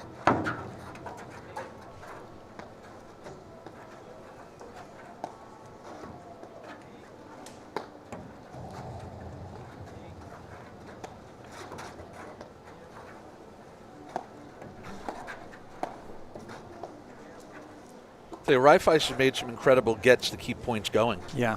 To really extend points. Oh, goodness. Just a slippery backhand down the line. And this is what you said, Dave. When you don't know it's coming, it's even more effective. So what a spot by Trevor Heck.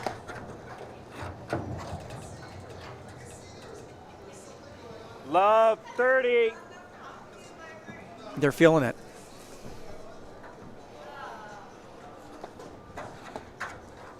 And again, they're just playing good, solid paddle right now. They're not. Yep. You know, they seem to be making a lot of right choices, good decisions.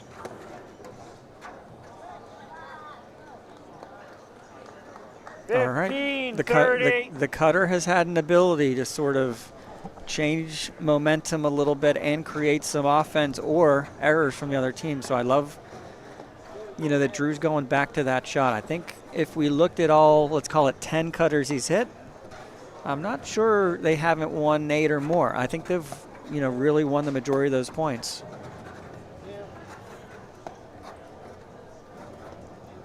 But he hasn't hit one in a while, and they didn't see it coming. And I think if you're Broderick Christian, I think, you've got to do more of that. I say it all the time where, like that, if you're 15-40. If you're not putting overheads away at the net, and again, I'm not saying it's easy to do. I'm just saying that if you aren't putting overheads away at the net, it doesn't force the baseline team to press or to do anything other than just get the ball back.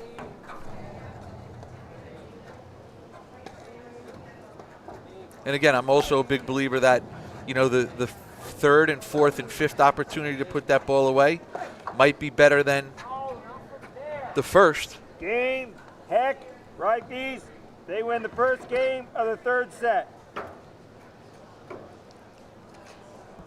Again, a couple hard-earned points, but then a freebie at the end. So they've won about 4 or 5 games in a row now. Yeah.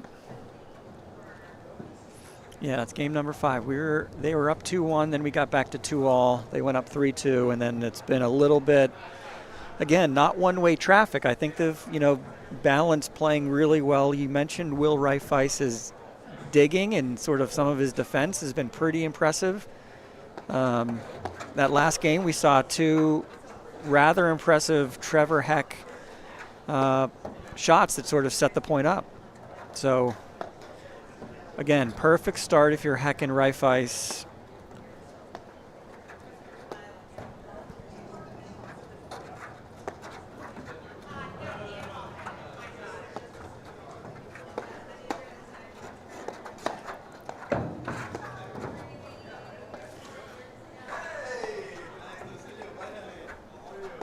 Hey, Steve, I have to give a mention out there. I was just informed, because this is not a normal occurrence.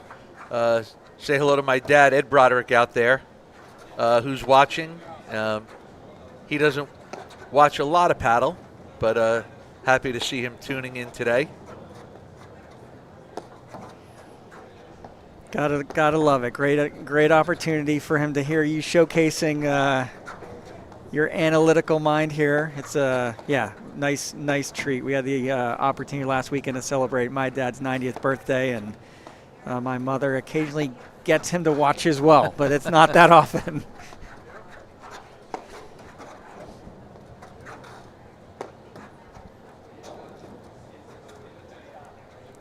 We can't see that corner, but that corner has swallowed up a few balls. Nice spot going after that nick, but they're not necessarily nicks. They're just sort of a little sticky in there, coming off a little bit soft. Oh, just missed it. 30, love.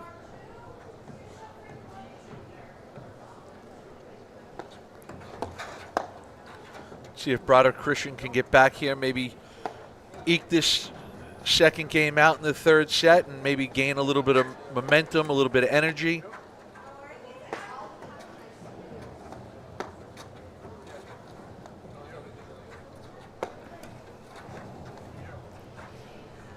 Yeah, your dad gets to watch Drew and hear you. I'm sure part of that text could have been, be nice to your brother, or don't be so critical of your brother. But, yeah, it's actually a nice display on both sides today. And so far, all credit to Heck and Reifeis. They've done everything right, through the course of 2 sets and a little bit here. It kind of goes back to what we mentioned in the first set, where they haven't made an unforced error in a while.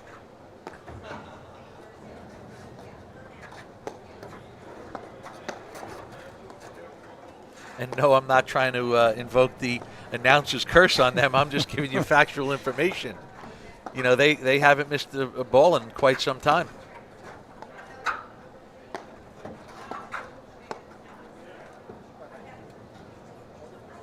Okay, 30, maybe it was the 15. announcer's curse, but we talked earlier in the match how, those probing lobs by Drew open up the court. Reifeis' heels were on the service line, right? So he hit that probing ground stroke to him and made him hit a feel volley, right? And he's trying to be, that team of Heck and Reifeis trying to be very purposeful of, the right depth, the right speed on those volleys. And, he caught him there. And that's a tough one. I like the shot. That ball just came over at a very low trajectory and couldn't quite get under it. No real way to load your legs there.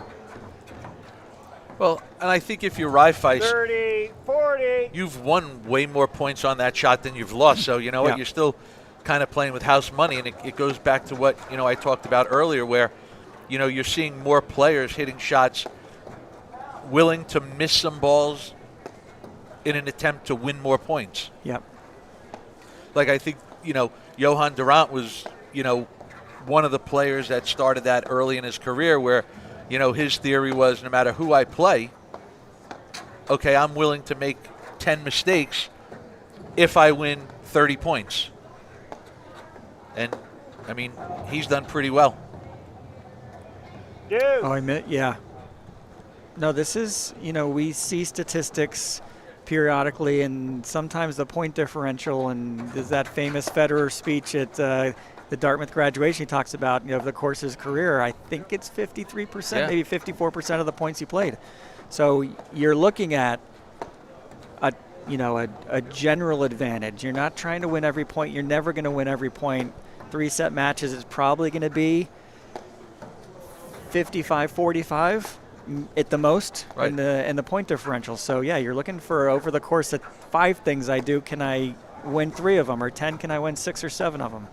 Well, the other thing, it shows us that, look, again, and everything is, you watch every major sport, how many decisions the coaches actually make without looking at an iPad. So everything is do you go on 4th down? Analytic based, right.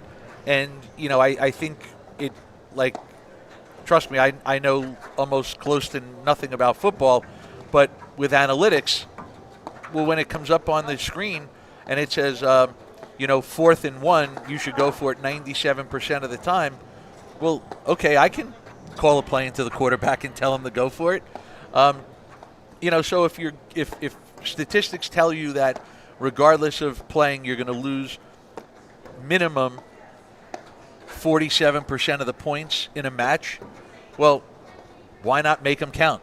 Yeah. Why not go for them? If you're going to lose them anyway, you might as well. And again, that doesn't mean make crazy decisions and go for, almost near impossible shots. It just means that there's more, you have more ability to go for shots than you think. A little bit of confusion on who's taking that ball. Tomas Christian takes advantage of it right away.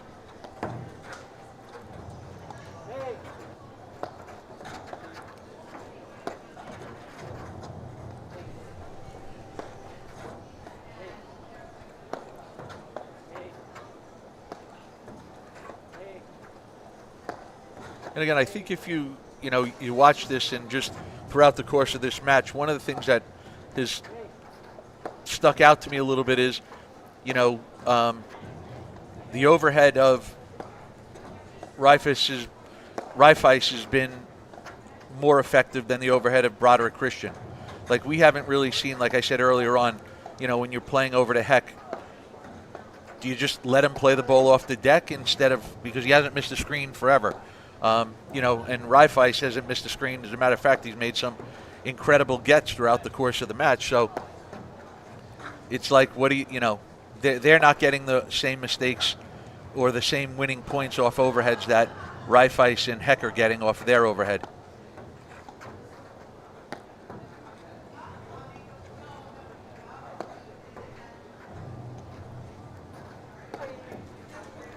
This might be our 3rd sudden deuce point. Oh, I like that pace. Got some cheers. Game, Broderick, Christian. Games are 1-1, 3rd set. Yeah, not only game legend, but local legend. Director of rackets here, Drew Broderick. Yeah, just the right pace, Just, yeah, beautiful shot. Nice image there. I think that's Amin Kadori, president of the APTA, in the red jacket back there. And a good look here, Tomas Christian. So, yeah, huge game. It felt like it was 1-1 third set. Yeah, 1-0, 30 love. And, you said I don't want to bring in the announcer's curse. We then had 3 quick errors from the other team, so you were successful. But then they grinded, right? Yeah. And 3 really sort of tight points. And, yeah, really good shot to end that last one by Drew Broderick. So back to 1-all. So has the no-ad sudden deuce point sped up time of play here in some of these matches? This one, we're probably at the 2 hour and 15 minute mark, I think, if I have the time right. I think we started about 12:45. And it's 1-all in the third. Yeah. So our producers from Joho verifying that.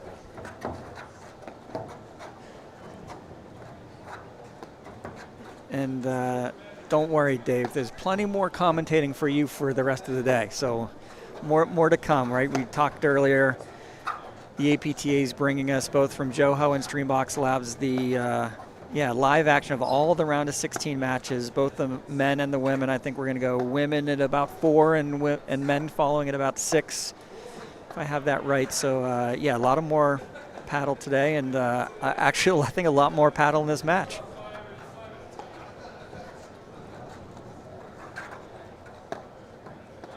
Very, very similar start to this set as the second set. A real grind to get to 2-1, and then pace of play accelerated a little bit. So see which team's going to flinch first here.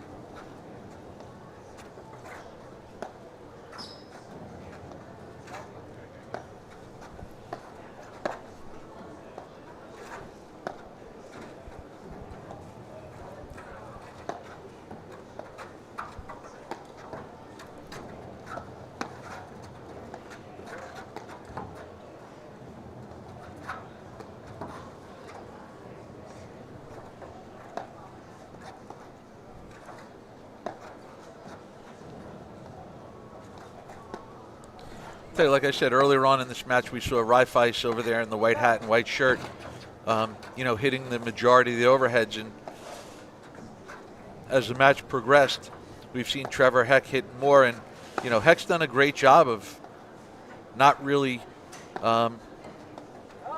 allowing Christian and Broderick to attack. He's hit a lot of good neutralizing overheads. Yeah, like that pace. He's letting that ball come down low and sort of hitting it through the court. It's bouncing the back 2 or 3 feet.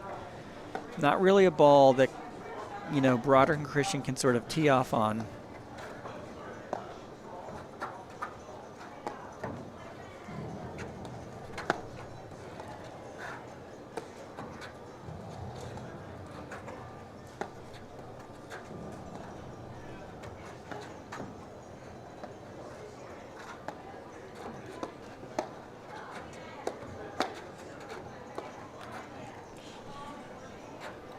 Love 15. I like the drive. I maybe would have went one more time down the middle. Yeah.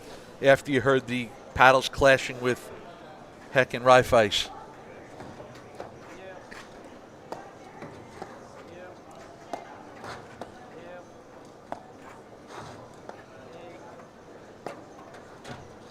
They say down the middle solves the riddle, but what you just highlighted there, David, it creates one other element for the other team to have to think, right? And whether it's the lob down the middle, if there's, 2 forehands in the center, or whatever the case is, and, the drive example in that last point, at some point the pressure mounts and sort of the tension of where Heck and Reifeis are in this match is going to get them probably leaning towards each other a little bit, right?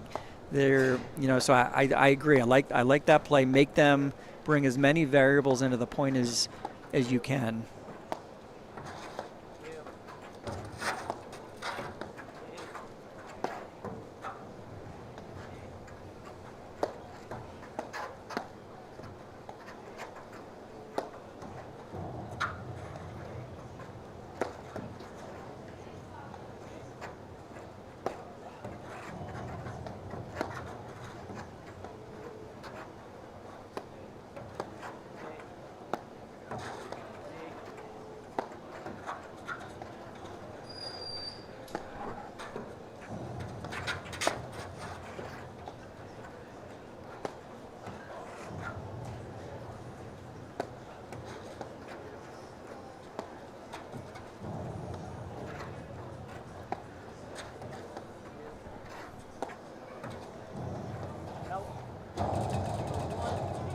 Again, all that variability sort of creates different places to hit from, coming from different screens and different paces, and I think that was a little bit of indecision from Trevor Heck, not knowing is he going to let it come down, or, I think he reached at the last second to play that ball up a little high. So, yeah, again, nice variability.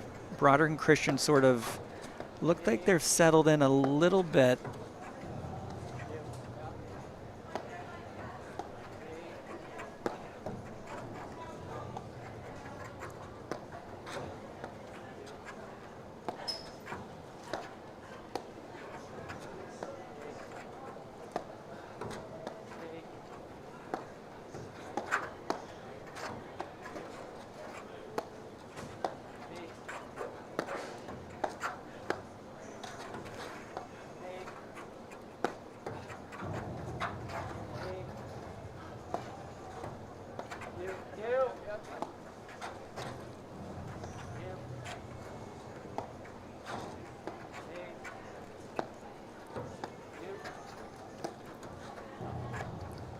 Oh, just an unexpected down the middle there. Well, for pretty good overhead. Yeah. Had decent amount of spin. Yeah, popped off the back screen a little bit, but that wasn't an easy shot, as easy as Reifeis made it look.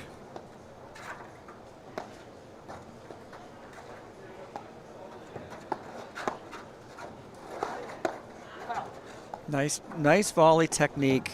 Nice solid base. Racket head up.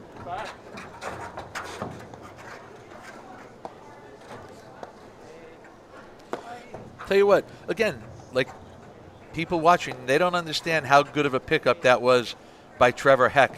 The slow pace, off pace, let cord, half volley ball, and he, handled it pretty well. Yeah, what you tend to see from the club player, or not this level, is people overthinking what to do there, and you're really not trying to do anything other than get the ball over the net. You just be patient, let it happen, right? Hitting the net, coming over, and took his medicine, put it over the net, and retreated back. Oh, that's a nice pace there. Again, great defense and digging from Will Reifeis. Yeah, I say that quite often, that, sometimes just getting the ball back over the net's not a bad thing. Another slippery, unexpected drive. Brilliant sort of dig by Drew Broderick. And again, let's reset for the fourth time at this point.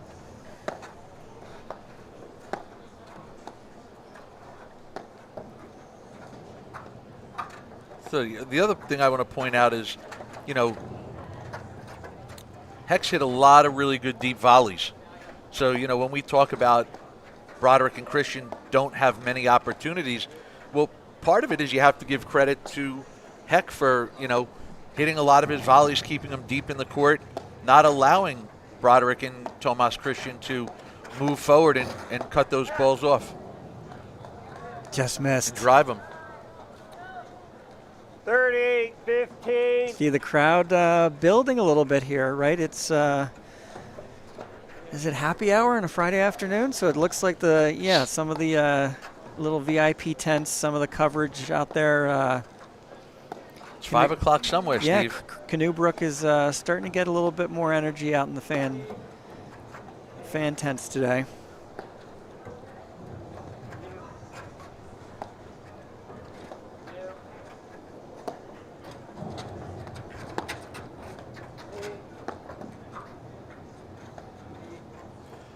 Tell you, that's the other thing. Heck and Reifeis, they've hit some tricky little shots that have been, they've turned out to win points, been super effective. Almost kind of like Matt Moyo-ish. Yeah, it's the sneak factor, right? Yeah. The unexpected, Matt Moyo has that sort of dink and blitz, a little chaos that he throws at the other team, or that ground stroke cutter 90 feet in the air. Yeah, sometimes it's just making the other team think a little bit. But, yeah, besides the offense, just some really nice defense as well. You saw a couple textbook digs from Will Reifeis, just sort of putting his paddle below the ball and hitting up. Not hitting over the net, just putting it up in the air, getting underneath it first and foremost. And Yeah, these are balls he's hitting off the ground, so.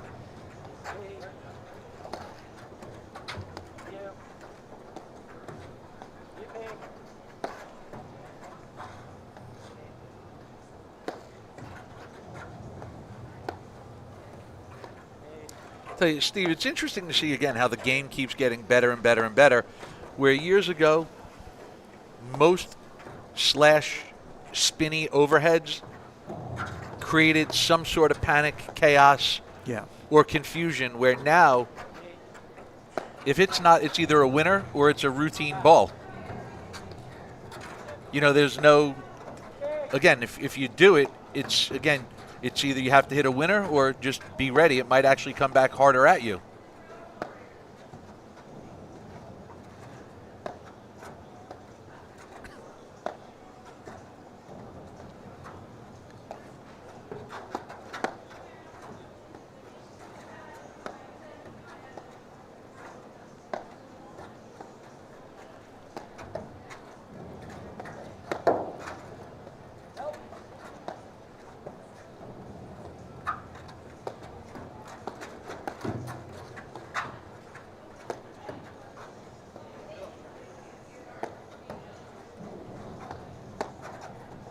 Heck and Reifeis responding in all the right ways. There's definitely been a lot more movement created by Christian and Broderick.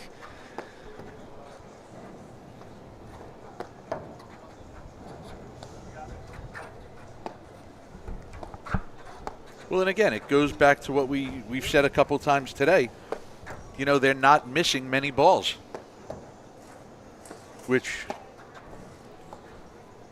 is not a good thing if you're playing against them.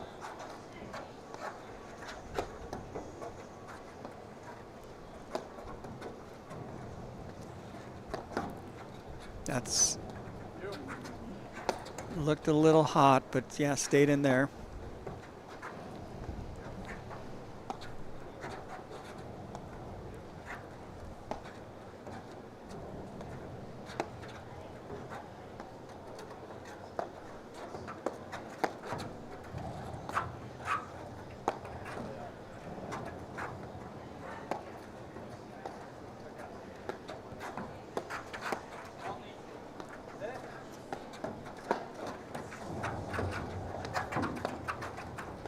Great anticipation, great move. And we reset again. Just missed. All right. And we haven't seen that in a while from Reifeis.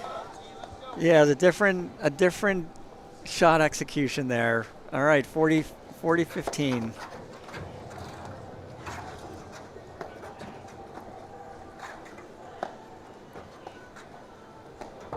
So Broderick and Christian playing from the lead here in this game. Yeah, that corner's a little bit sticky. 40-30. Couple balls Drew's not expecting to come out the way they do, or in that case, not come out.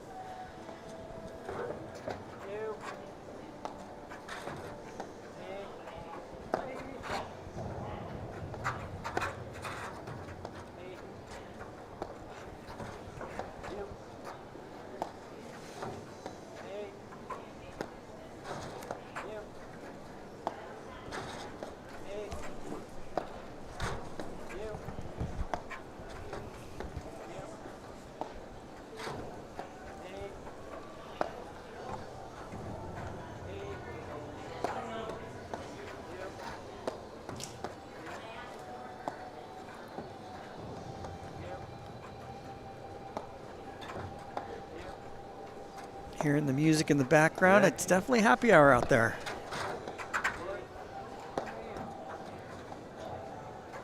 It's this tricky 40-30 point. Broderick and Christian were 40-15.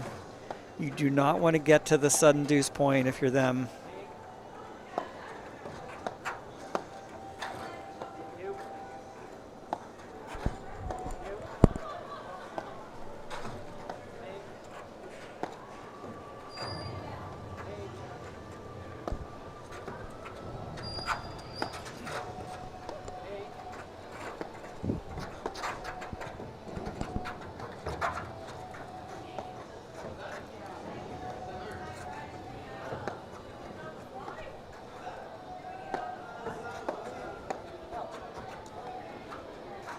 Again, they're defending very well.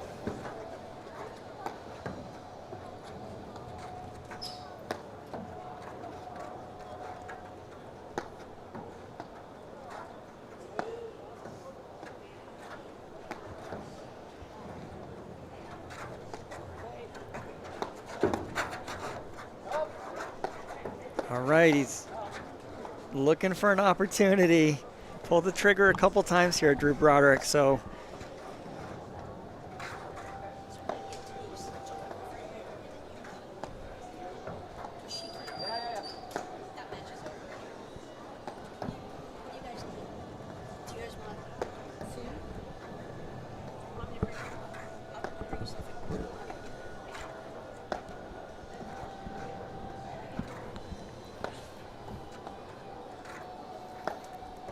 Steve, here we are still at it at 40-30. Deuce. That's a nice little, soft nick there. That's Could a it be tricky that ball. that back screen might be a little bit softer? Listen, I don't know, the ball, it seems like more than a few have stuck in that corner a little bit. It could be, yeah. I mean, it's a temporary court. It's a temporary court, yeah. Maybe that screen's a little bit loose.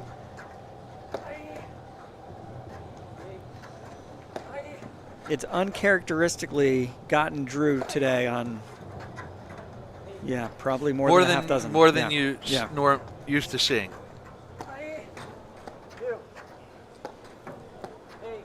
And it's funny because it's on balls that aren't even heavy spin or slash. Exactly.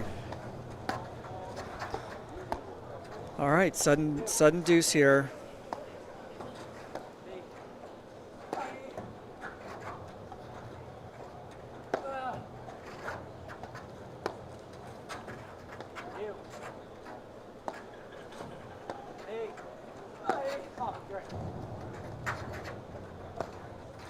Tomas Christian retreating there. I think, there's been a couple of those Will Reifeis shots he's pulled the trigger on.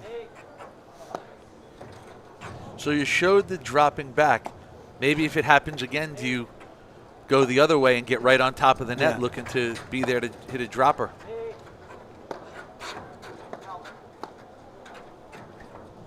Oh, it stayed in. Looked like that they was both watched it. I mean, it's 1-1. It feels like a huge point, but in the reality of the pace of this match at the moment, these teams are going to be grinding for the next 45 minutes.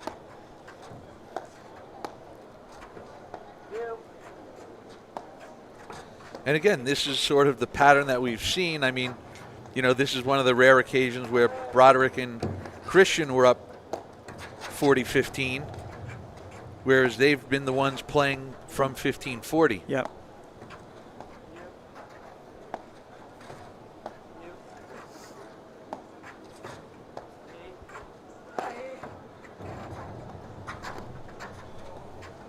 Some pickup there. Great shot. I mean, again, got to give a lot of credit to Heck and Reifeis. Really playing well.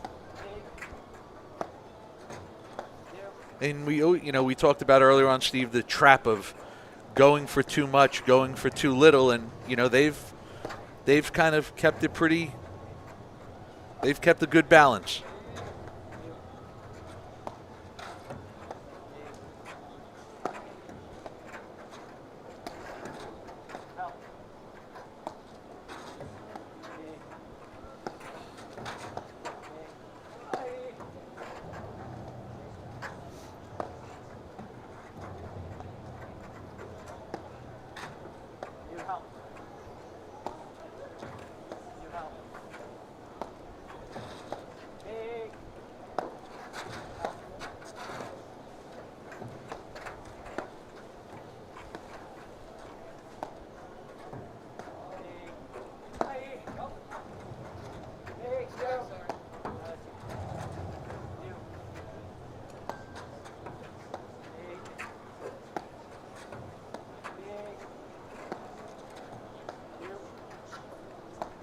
See if somebody's Somebody's going to pull the trigger here, or they're just going to sort of settle in and make it a battle of wills. But both teams, I think, appreciating the importance of this point.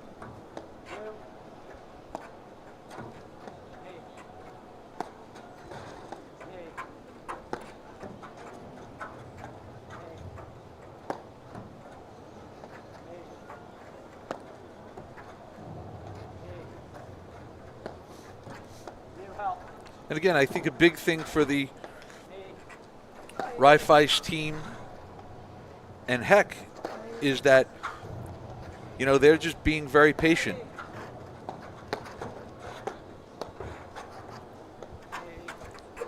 Yeah, you know, and you see there are moments there where Broderick Christian hitting a lot of balls to Heck and then trying to go back to the Reifeis corner, getting him to, you know, maybe pull the trigger or go for a little bit more than he should. And, you know, he's doing a real good job of hitting some sneaky shots that there's not a lot of risk on them either.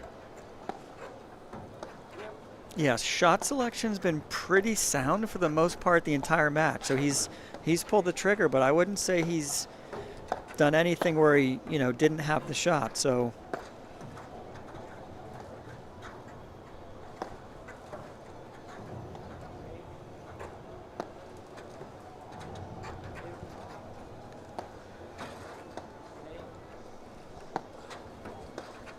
yeah, shot count, time up point. We're getting up there. This is one's a grind.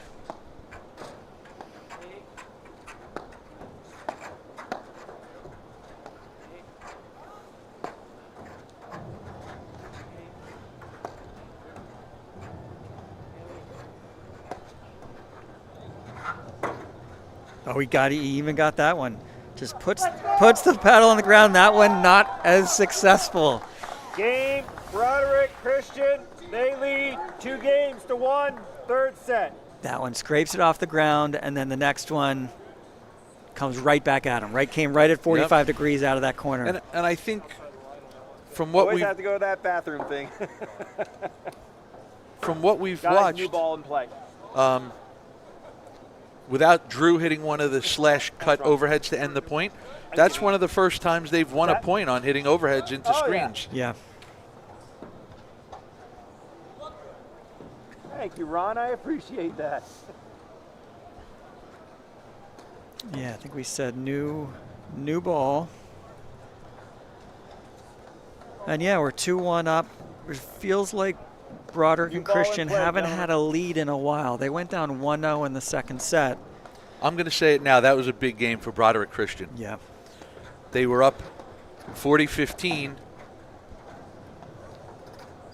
You know, and this is kind of, quote unquote, the first time they've been ahead in a while since the first set, since the end of the first set.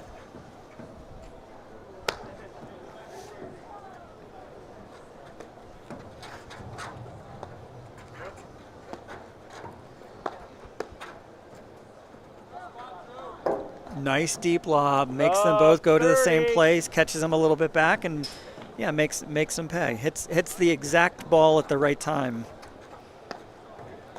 But those are two quick errors on 2 points.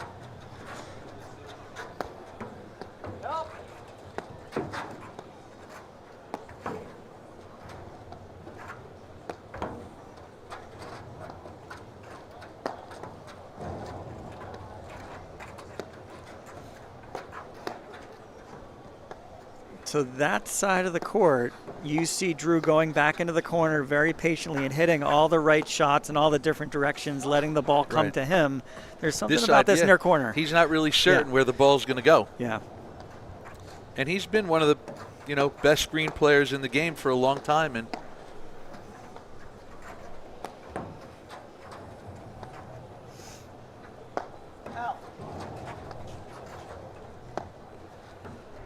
nice spot, but just a really nice paced volley by Trevor Heck. Knowing they're out of position doesn't give them anything to work with.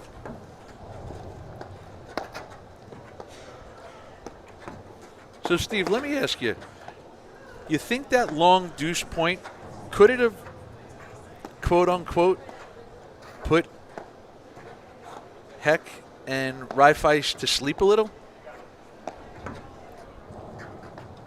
You know, it's interesting that you say that, because it definitely felt like, because they didn't really hit a whole lot of offensive shots, and you know, now is it where it's like, okay, you know, you're not seeing the big overheads by Reifeis anymore, and we missed it. Love. You know, and I was thinking about this before, that, you know, in Drew's mindset, I think Drew's more concerned with playing his game plan than he is winning or losing. You know, I think and what I mean by that is, you know, obviously he wants to win, but if he's going to lose, he wants to do it on the way he wants to play. He's not willing to lose a different way. So, again, I think it's, you know, this is kind of what he wants to do. And we talked about it earlier on. It's, you know, how long can you do it? Because Reifeis and Heck, they've done it for quite some time. But to your point before, you know, we still have a long way to go. Yeah, this is exactly what you would expect to see after that grind of a game at 1-1. Not expect to see, but you'd hope to see, right? You get a few errors very quickly, and, you know, yeah. This is, oh, nice get there. I thought he may try to get an ATP there. But, yeah, you want to, you know, capitalize. This is 3 errors. I'm not sure in the last 45 minutes we saw 3 unforced errors like that from Heck and Reifeis. How do we know that? Because it's 45 minutes later and we're still here.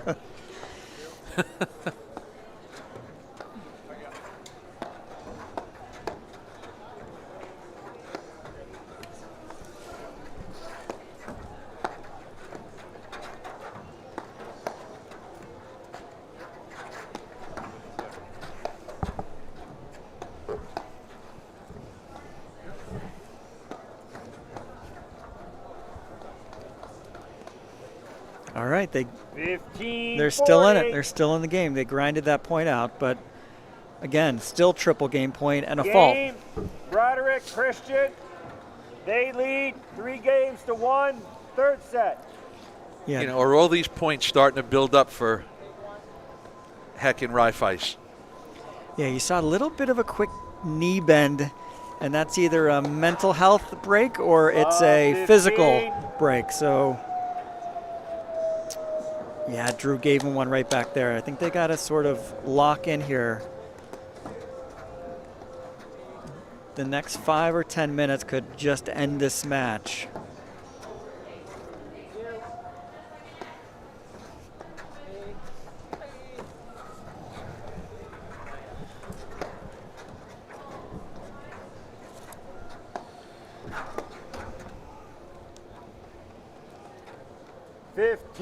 All. Again, some uncharacteristic shot selection mistakes that sort of haven't been part of the match for the most part. So, again, Drew playing, to your point, Dave, the style he wants to play and this sort of relentless, patient, tactical. Oh, he got it. Just missed. And I was thinking about that earlier. He's got to be careful with that off-speed ball because Reifeis is really kind of catching on to it. Yeah.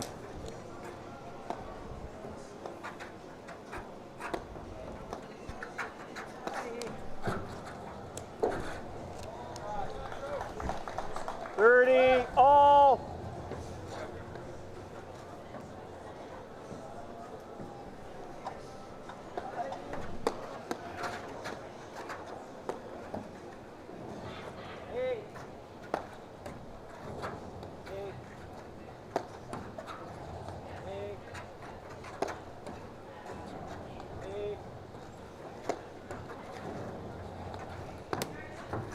Nice stab. Oh, and Heck sort of gave it back to him. 40-30. It's one of those slippery, unexpected shots, Will Reifeis. And, yeah, Drew just did everything right to put his paddle on the ball. All right, game point.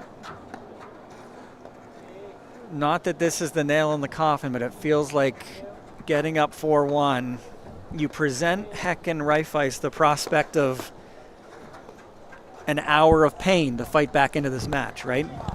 Game, Broderick, Christian. Yeah. They lead 4-1, third set.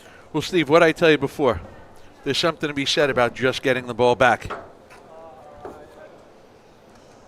Yeah, I think there's a shot. Will Reifeis leaving the court. He's gone for the deep knee bend a couple times. You know, I think his physicalities, he's feeling it a little bit. And this is a grind. We're coming up on 3 hours. And not that this is a unique sort of style of play for Broderick and Christian. It's not. But for Heck and Reifeis, this is a long, slow battle on a day where you're going to have to bring it 3 times. And I'll tell you what, we talked about this earlier. If you're watching and the demeanor of Broderick Christian has not changed. When they were up 4-1, when they were tied at 4-all, when they won the first set, when they their demeanor hasn't changed, and they've kind of stuck with the game plan.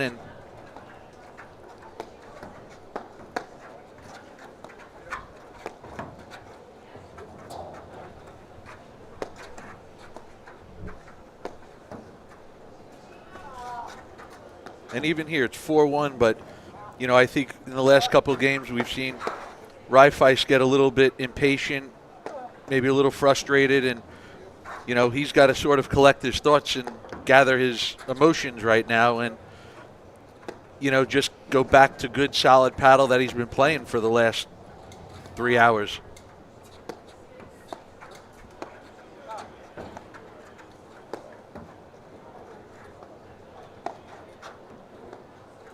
See, I think that little play right there with the little push forehand by Drew, I think that's safer when Heck is on the net, not when Reifeis is on the net. Yeah. Yeah, Reifeis has been closing very well, sort of hitting both drop and getting that volley behind. And that one stuck there. 15 love.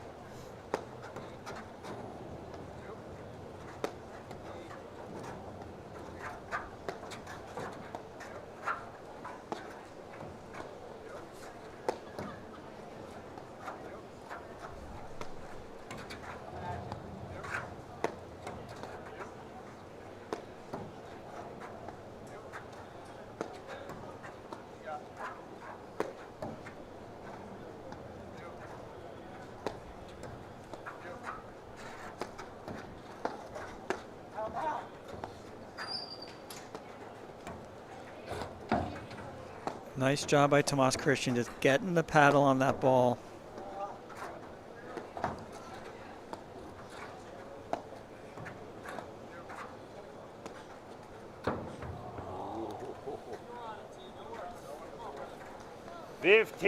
All. Steven, I think deep down, again, as much as, the slash overhead's been slightly effective, I think deep down Drew understands that it's not sustainable. Yeah. Like, he knows he's not going to lose a match 30. with the other team hitting 48 slash overheads.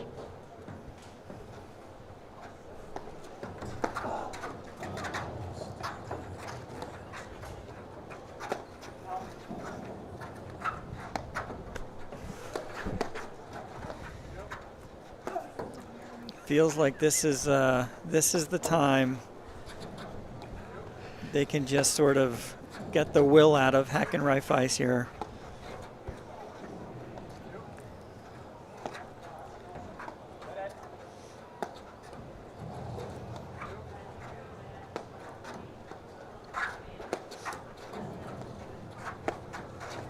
Great gets there by Tomas Christian, digging those balls out.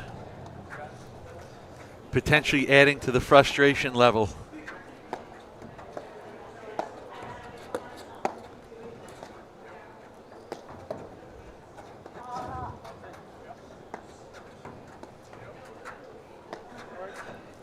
Steve, I don't know what you think, but I think this is an awfully big point if you're Heck and Reifeis. Yeah, you know, you get to the early call of this feels like a match point. This is just, again, if you're Reifeis and Heck, you start thinking about what it's going to take, right? Am I in this for another 45, 50 minutes to get back into this match? And Christian and Broderick are doing the right thing. They're making them earn every point. They always do anyway, but to me, this is one of those times where you just decide we're not going to miss. And 15-40.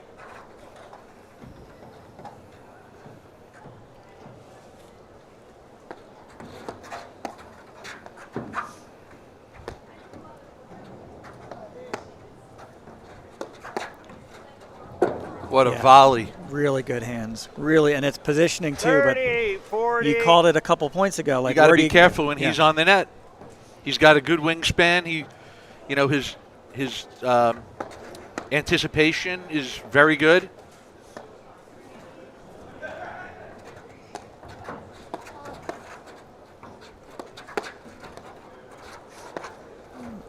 Wow, how do you get that back? But he playing with fire, with fire. Right, no, amazing get by Tomas Christian. But again, you gotta.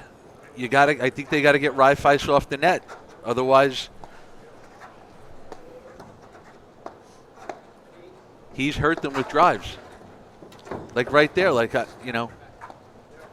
it's a ball you got to drive, but, maybe you throw in one extra lob now that he's really, because Reifeis, both and Heck, they have to be all over the court. Like there's no.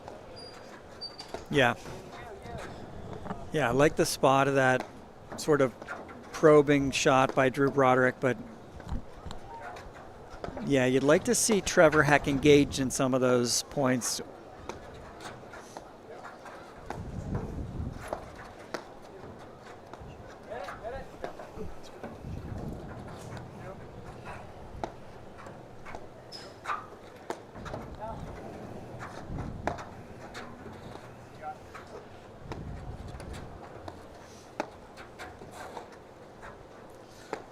Tell you what, whether you're Broderick or Christian, whoever gets the next drivable ball, I'd like to see him throw up a lob over Reifeis.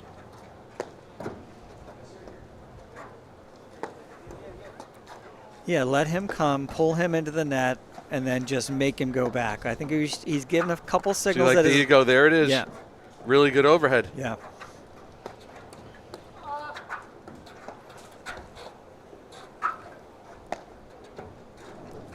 By the way, Tomas Christian has made at least 5 or 6 amazing digs himself just to keep this point going, let alone win the point or lose the point. He's just making some great gets, just keeping the point alive.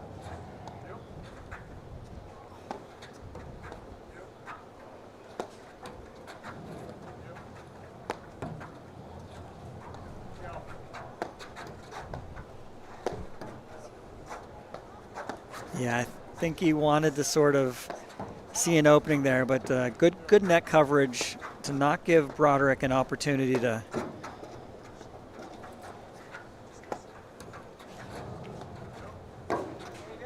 What a get. Oh my God, what a volley.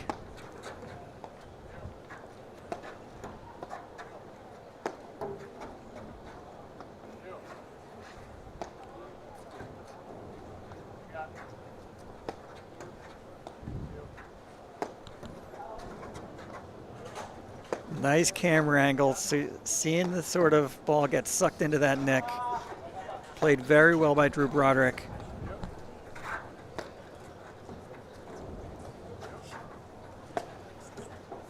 Oh, goodness. The matrix only works so often. Just couldn't get out of the way of it, and here we go. So that may have been long if it didn't hit him. Yeah. So 40-15, quickly back to the sudden deuce point obviously a must-win if you're Heck and Reifeis. I'm not sure it's a momentum changer necessarily. Down 4-2 is still a bit of a deficit, but yeah, huge.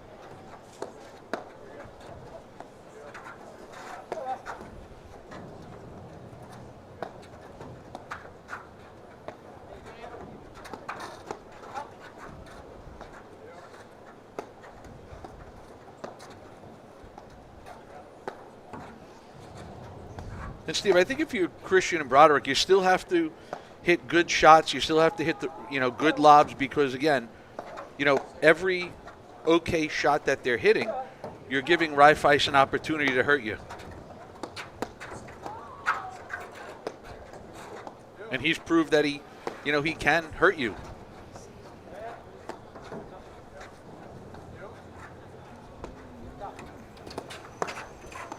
Oh, goodness. I think it was the right move, but all credit to Trevor Heck. Just puts his paddle on the ball and makes Christian think about it, right? It's just a little bit lower than the height of the net. 4-2, second set, Broderick Christian. That's just a huge grind to get that game.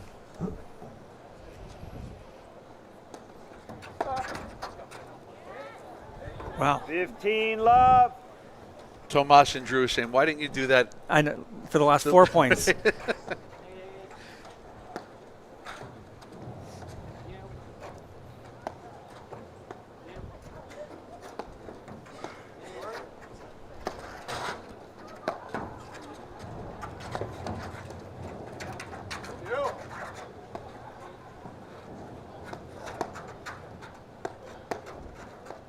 Again, I'd like to engage Heck there a little bit more.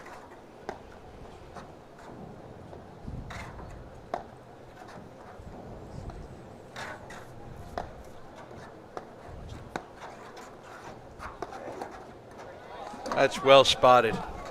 Exactly. 30 love. That was probably one of the best spotted drives from Broderick and Christian in a while. Yeah. I mean, again, Heck and Reifeis have been making some amazing volleys to give them credit, but that was well placed.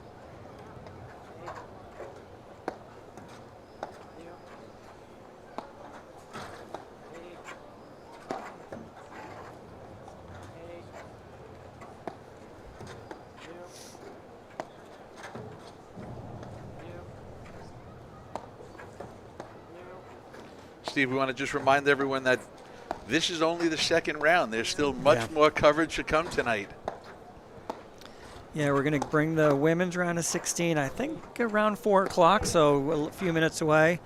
We're going to try and get action of all of those courts, and then the men's to follow more like 6 p.m. tonight. So, yeah, a lot more. Again, this is round 2. So already a lot of work today. 2 3-setters for Broderick and Christian. Still trying to eke this one out.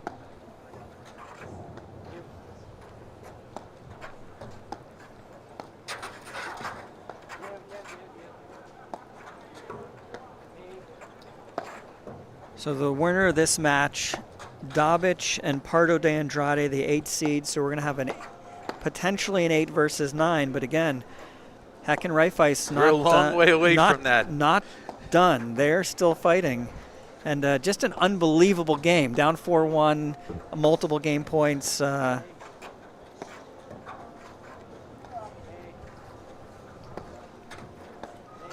it looks like from the men's side, the teams have played the seed, getting into the round of 16. This is the last round of 32 match still on the court. 40 love. Another little leg movement there. I think Will Reifeis is feeling it.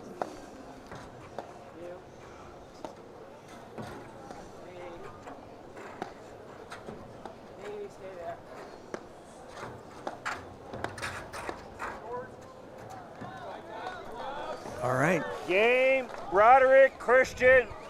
They lead 5 games to 2. Third set. Exactly what they needed at that point. Steve, I think the temperature in the pressure cooker just went up. Yeah. For Heck and Reifeis. Yeah, good look at the hydrating. And again, we'll never know. There's no way to figure it out unless you actually sit down and have a conversation. But, how much of an effect is it when, Broderick and Christian decided we're going to take the air out of the ball and we're just going to extend this as long as we can? Yeah. 2-5. Well, we had 1-0, 30 love for Heck and Reifeis. And then a few uncharacteristic unforced errors we hadn't seen in close to an hour. And then that's when the cadence of the points and Christian Broderick just sort of went into a different mode of making them earn every point. And that's 15 love. A tough place to do. But being down, it's an even harder thing to sort of mentally wrap your arms around what it's going to take now to come back.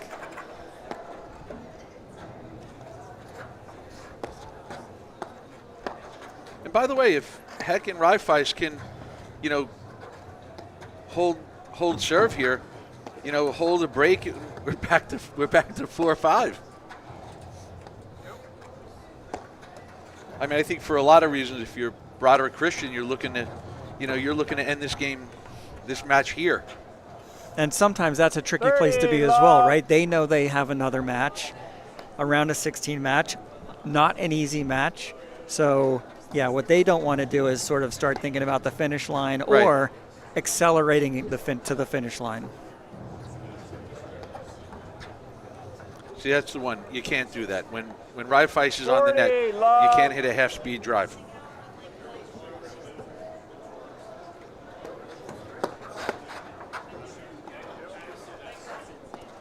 Great defensive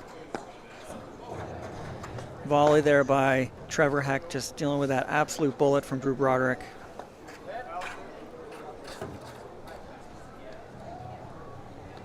Game, Heck, Reifeis. Broderick Christian lead 5-3. I hope Reifeis and Heck understand what a huge hole that was. Yeah. I mean, besides the obvious that if they lost the game, the match was over, but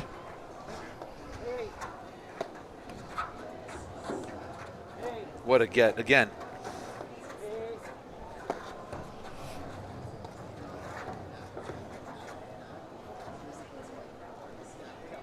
Love 15.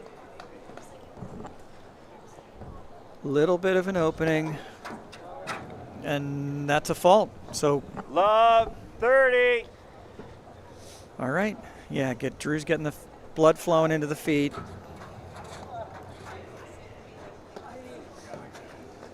And again, I think even that last fault, you got to be careful because, Heck hasn't hurt them much on the return of serve.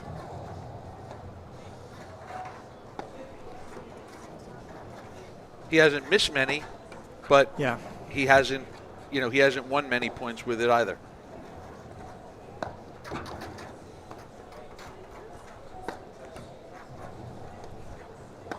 And Heck with a little bit of a,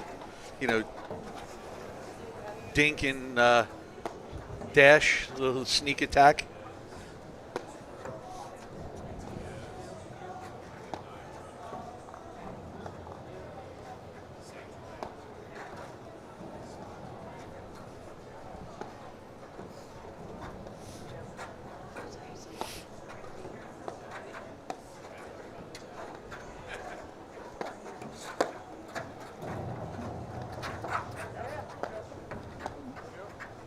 Small forehand.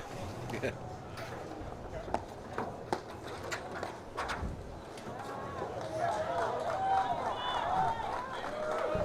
$15.30. Yeah, just a tough spot there, sort of left Heck a little bit exposed.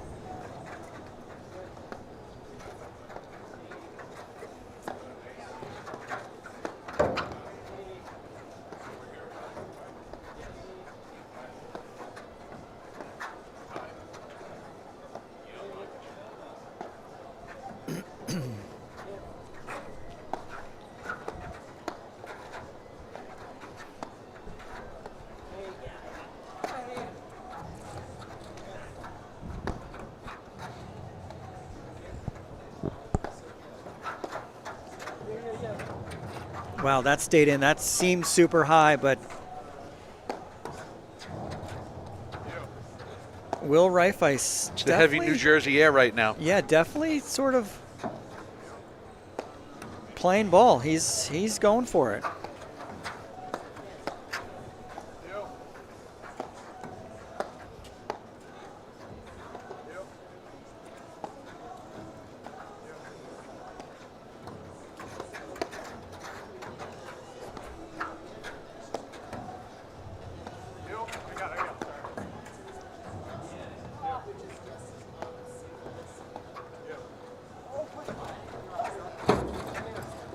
Yeah, that was a little bit of a miscommunication, but a great spot on that lob.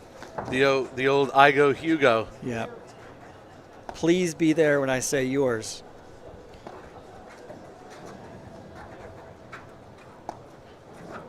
Yeah, he wants the backhand. He's willing to hit it.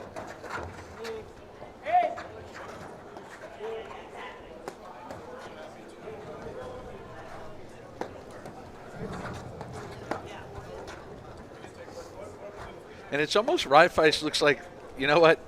I'm kind of at I'm getting closer to the end of my line. I'm either going to win this match or not. Yeah, his shot clock, right? We sometimes say, does he have the patience? He's playing. And he's bringing it, and he's not missing many.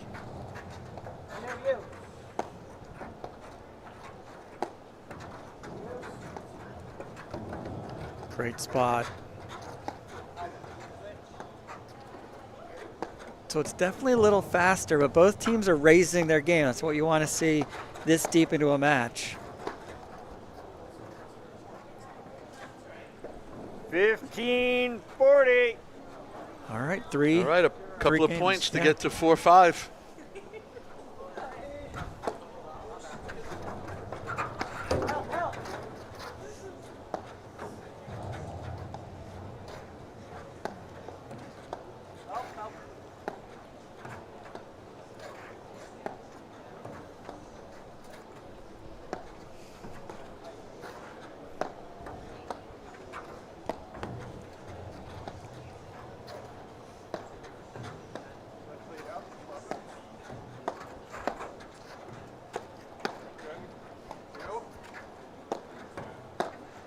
Yeah, I saw that coming. Oh, it stayed in. Great volley. Stayed in.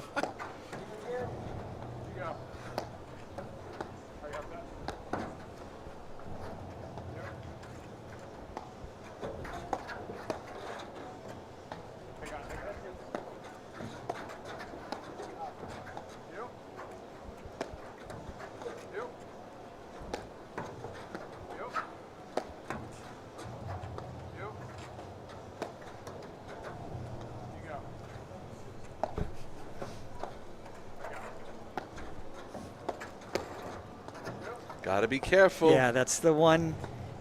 He's just that's a tough miss, but he's such a big presence at the net. Yeah, 30, playing with 40. fire. I think you want to try and keep it away from Will Reifeis on those big balls. Oh, goodness, what a nice. Off the nick. Yeah. Game, heck, Reifeis. Not Broderick Christian over lead, yet, 5 games as to they 4, say. third I set. told you they're back on serve. It was, 5-2. It looked like a stretch, but they're battling back. They're grinding. And again, we've talked about the up and down. All credit to Heck and Reifeis. They just have this ability to bring out some big offense. And they're playing faster and they're making it, right? Will Reifeis has had a couple stretches of brilliant paddle, and maybe he saved the best for last. Not over yet.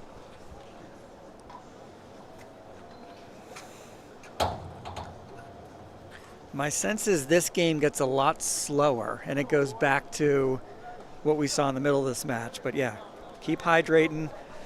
More paddle to go. 4-5. See if either Drew or Tomas take some cracks here. Heck serves a little bit of, push placement serve.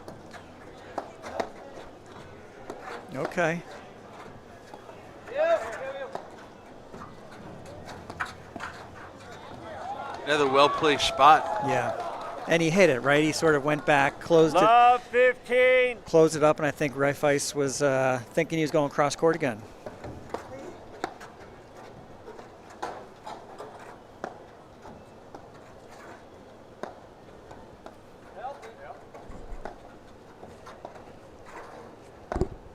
I'll tell you, Steve, in this formation for Heck and Reifeis, they're almost taking the drive out of play by Reifeis staying on top of the net. Steve, I'm going to go out on a limb. This is a huge point for Broderick Christian.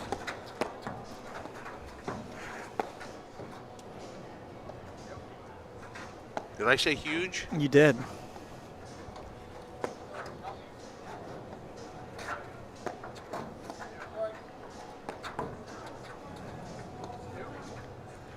Thought Tomas was going to pull the trigger on that one. And again, that's where the fine line of, you know, going too aggressive and going not aggressive enough. Steve, I'm sure most people out there are still wondering why this is a huge point for Broderick Christian. Let's just say I see ghosts.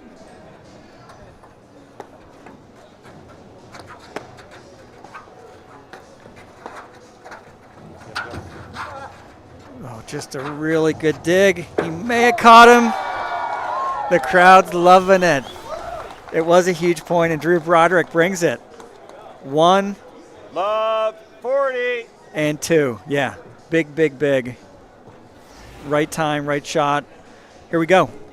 Triple match point.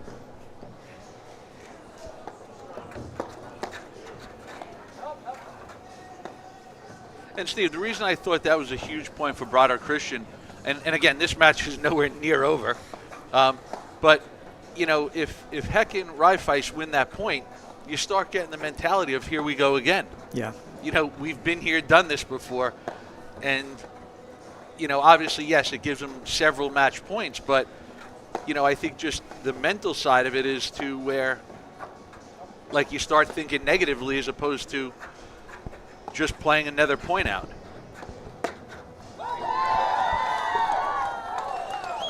Game, set, match, Broderick Christian. Who's cheering? The crowd or us? This is a big finish. It got really tight, and yeah, Hall of Famer, newly inducted Drew Broderick brings it to close the match out 6-4. Yeah, a lot more paddle. Dave, any final thoughts on the match?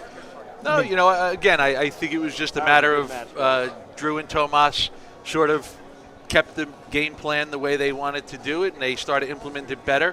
They made a lot less mistakes in the third set, and that was the difference. All right, so listen, there's more paddle to come. We're going to come with the women's round of 16, and that will be followed by the men's round of 16. So a lot more in the APTA YouTube channel. And for Dave Broderick, I'm Steve Sullivan, and that's a wrap.